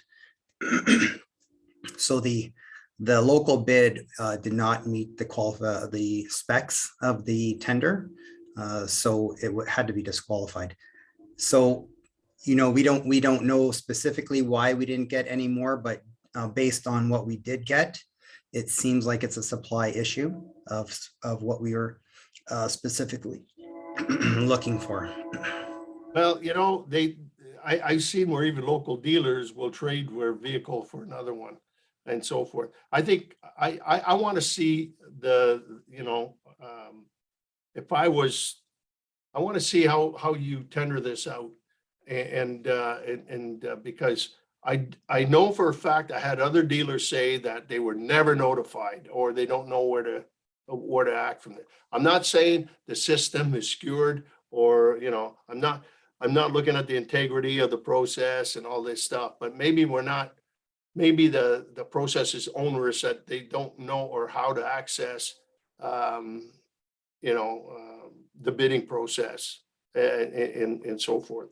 That's the only thing that I'm concerned about, because I know a good example. I bought a vehicle at a dealer here, but they didn't have it here, but it did come in from the GTA. So they swapped vehicle and it came here, and with the exact options that I wanted. And so anyway, I know I don't know, maybe you can't do it in that regards, but anyway, I'll let it go at that. I mean, at the end of the day, it's not like it's a $400,000 vehicle. I get that, but still, it just irks me. Chief? Thank you, Mr. Mayor. I turned my camera on because I was going to speak to the used versus brand new vehicle, but that's already been addressed. No, we're not gonna get you a used vehicle. Thank you. No, what I can say is there truly was nothing spectacular about the vehicle specifications itself. It was essentially a heavy duty 4-wheel drive pickup truck with a crew cab. I'm sure Phil and Tom were both as surprised as I was that there wasn't any local bids that qualified, other than the one that we got. Yeah, I don't know. I don't know why the more local dealers didn't supply bids. Okay, well, anyway, I did my rant for the evening and so forth. So I'm get the vehicle, I know, and so forth, but I think we need to be a little bit more, let's put a little more oomph in the local on moving forward. Go ahead, Deputy Mayor. Thank you, Worship. Again, I'm not going to support it. And again, it's 15,000 over. One bid was disqualified. We just had a report tonight where we went out and we're going to retender because there was only one bid. So we're talking about one bid again. And unless we need this tomorrow or next month, I think we need to do our homework. I don't think we did our homework. And I know people that you can call, and I don't know if it's the town, the fleet manager or whatnot, but they do, they're like a broker, insurance broker, they're car brokers, and you tell them what you want and they'll go out and find it. And if it comes from Toronto, whatever, like you say, to me, I believe in the purchasing policy where the lowest bid, we can't, like Tom mentioned, we have to respect that process.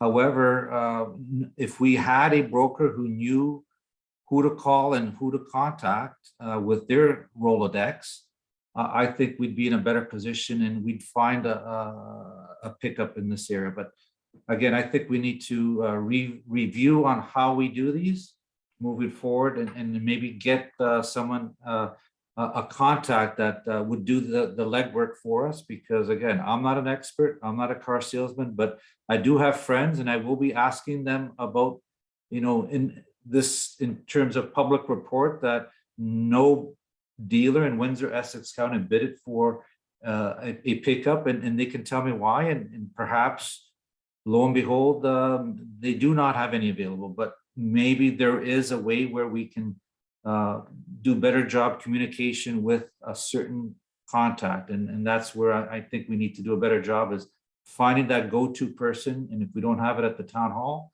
let's secure someone who would take care of that. So again, I'll be voting against the motion. Because I think, to Councillor Houston's point, earlier, I mean, it was tendered out, and it was, and it's this company, East Court Ford, are anticipating that, okay, this is a signed deal. I don't know if it was ordered or not, or how long they waited, but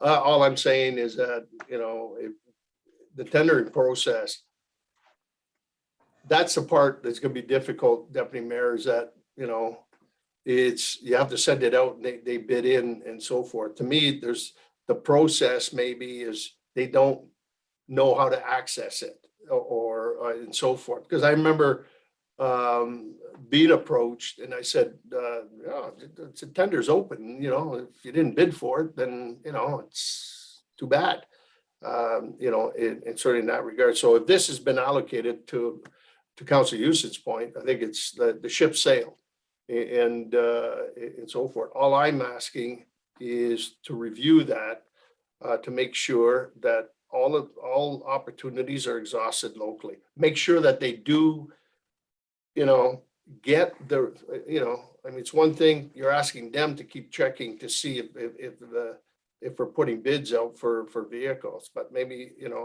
a little nudge to say, hey, we're going to be putting out, this is one vehicle, but sometimes we do a lot more. We do 5, 6, 7 and so forth, and make sure that all the dealers, all of them, get an access to put certain bids in. That's all I'm saying. So I think this one here, I think the ship's probably sailed in that regard. So yes, Councillor Tonio. If I just ask Mr. Bartnick, if we did put it out for tenders, in your experience, what do you think we would get tons of things, or we did our due diligence in sending out our quotes, asking for quotes for this vehicle? Do you think we've done our due diligence and got that finished, or do you think if we send it out, we could possibly get a bunch of more quotes? I think the process taken was open, fair, and transparent to get a fair market value. I think are there ways to further advertise locally in the future on on the next vehicle or the next tendering process?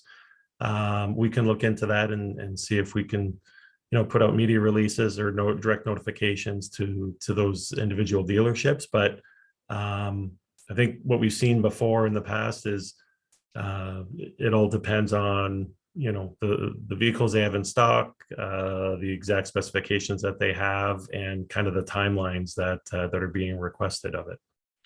Is this vehicle currently in stock in this East Court dealership right now, or is it being ordered through the dealership? I I don't think I have those details handy, but you know, I would say that they did comply with the RFQ specifications that were put out.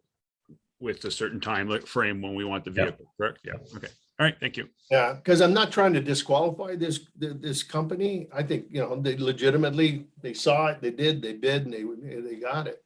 The only thing that I find is, you know, we only had one other bid. And so I'm wondering if they didn't have the information for them to make a bid. And there's only one of them, you know, that did. That's where I'm at and so forth. So, but anyway, I'm okay. I think legitimately they won the bid. I mean, I get that, you know, out of the two. It's just, I think we need to look at making sure that it's a level playing field for everybody. Go ahead, Councilor Tonio. I believe Councilor Houston motioned to pass. Is that correct? Yeah, Okay, yeah, I'll you're really support. dark. I'll Your support his camera motion. is really dark. I cannot, okay. I'll support a second. I'll second the motion. Supported, okay, thank you. On the motion, I think we've beat this one pretty good. Anyway, on the motion, all in favor? Oppose if any? The motion carries. Okay. Technology and client services. Oh, Mr. Sean, you're the last one.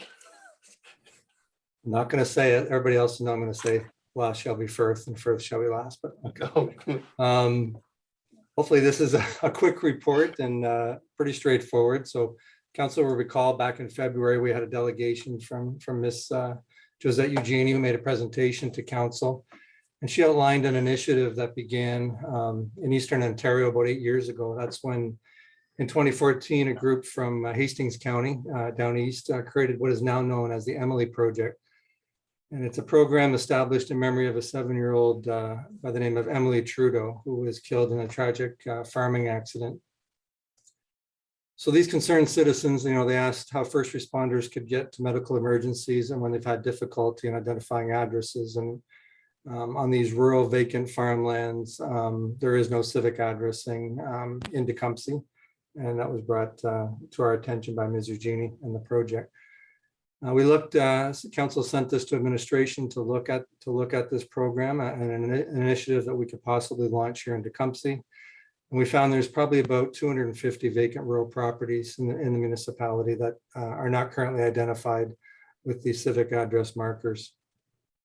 So administratively, we reviewed the process, how we do it now with Public Works and the GIS group and assigning the numbers and issuing the current green civic signs that we've come to know for properties that do have a building on it. We looked at what others are doing in the area and in the province, and there's been over 75 municipalities that have adopted this Emily project, or Farm 911 as it's also known as across Ontario.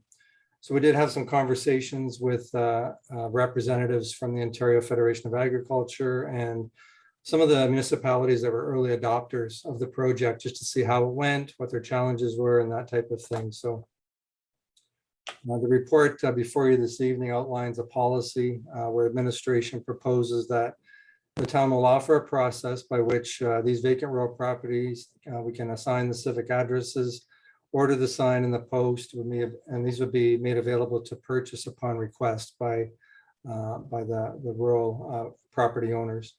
And the application and the policy wording will be made available on the town's website. The proposed fee is basically just covering the cost of the sign and the post. So it ranges anywhere across the province from like $30 to over $100 or $150, but we're just covering our costs to get the sign to the residents.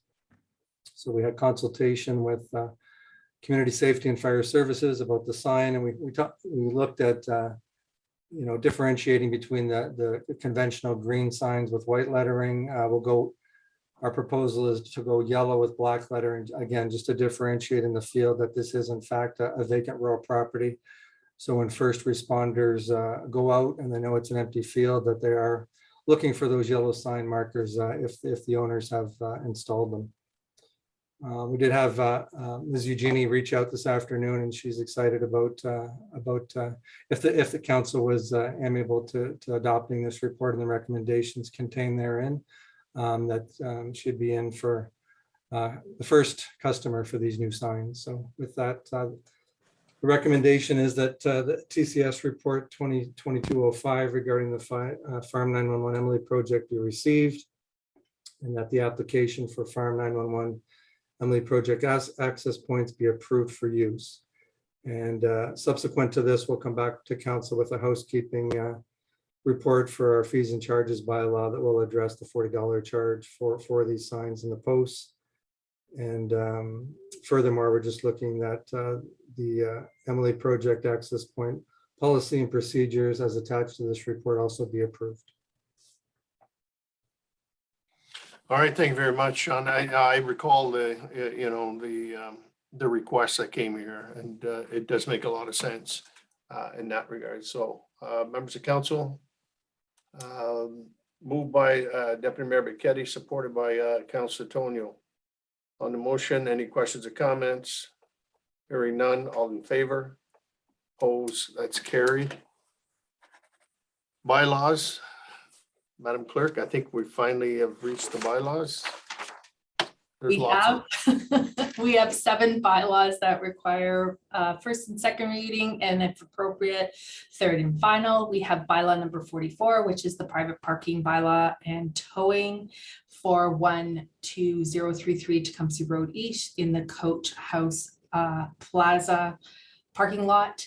We have bylaw number 45, a levy for maintenance costs for drains in 2021, which was previously reported on tonight. Bylaw number 46 is the site plan control agreement for the Greater Essex County District School Board. Bylaw number 47 is a ZBA for 6780 Holden Road. Bylaw number 48 is the appointments bylaw for the chief building officer. Bylaw number 49 is a delegation of authority for site plan control applications. Bylaw number 50 is the tender award for Cocoa Paving. We are kindly asking for first and second reading, and if appropriate, third and final. Thank you, Madam Acting Clerk. On 2 readings, moved by Councilor Tonio, supported Councilor Houston. Any questions or comments on those bylaws as presented? Hearing none, all in favor? Opposed, if any, that's carried. Then third and final reading is appropriate. Moved by Deputy Mayor Becchetti and supported Councilor Houston. All in favor? Opposed, if any, that's carried. Any unfinished business?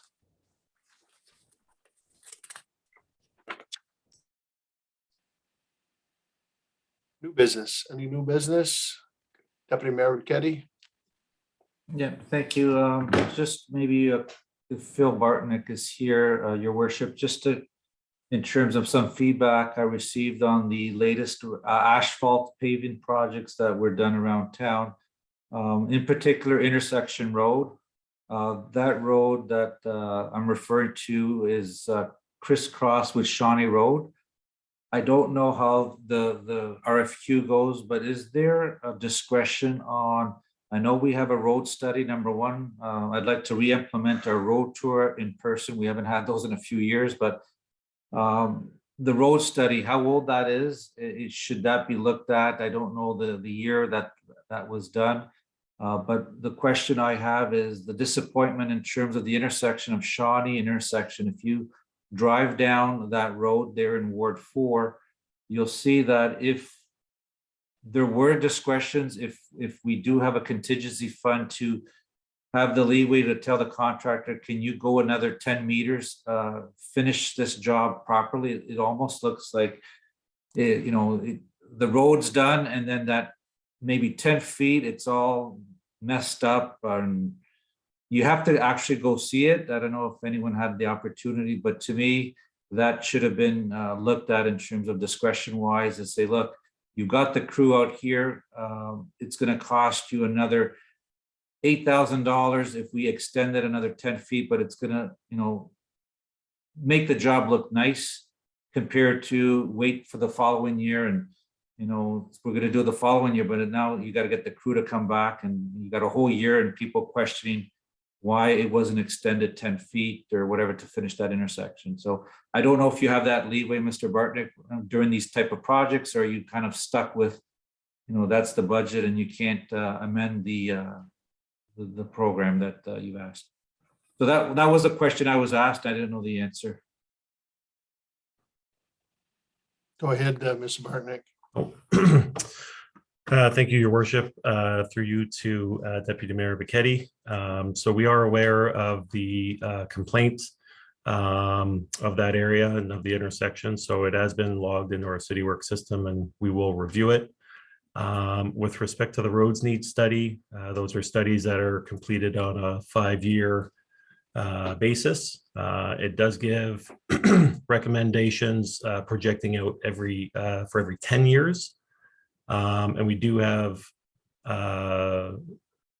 our manager of public works and transportation go out and not only just review the roads need study, the current roads need study and the recommended works, but he'll actually go out on site and review how those areas are taking during those freeze thaw cycles during any given year. It's my understanding on the Shawnee Road paving part that the paving did take place a number of years ago, but it was on the more northern section of Shawnee Road, and perhaps it didn't go all the way down. Perhaps there was a road segment of Shawnee that wasn't touched. But in any event, we will be looking into that and whether it was a part of the road that has deteriorated or if it was caused by some sort of other, you know, whether it was a water main break or a utility installation. So we will take a look at that because we do go around throughout the year and during the asphalt program and look at repairing small areas that may have defects in them greater than the entire stretch of the road. So that is on our radar and in our system to review. Okay, thank you. And then again, they've done a good job. It just it almost looks like, you know, you wash your car, but and then you leave your tires muddy and you don't shine those up. And so that was the complaint I got. So in terms of the road need study itself, I don't know if it was Dylan, but you know, was it done in 2010, 2015? What year are we working from? Is it current? And if it isn't, you know, if we can re-implement the road tour. I'm not sure if the new CEO, Miss Evans, if she was part of that. I think we did go on one, but then COVID hit. So it's been a few years. So I'm not sure if it's a fall or spring, but if we can review doing that again, that was very worthwhile as well for council. Yep, through you, Your Worship, the last roads need study that was completed, it was kind of a combination between Dillon Consulting and Street Scan, a newer company, I think, put forward by LAS. And they did a good job, really good reporting and newer technology that was used. And it was completed back in 2019. Okay, and so that's it's good. So it's current. Still current, yes. Thank you. Yep. Councilor Antonio. Thank you. Just to remind everybody, we got our 100th anniversary this weekend. So I hope everybody can get out to all the functions and facilities and all the things that we got planned. So looking forward to seeing everybody and seeing our community out together for a wonderful event. Thanks. 100%.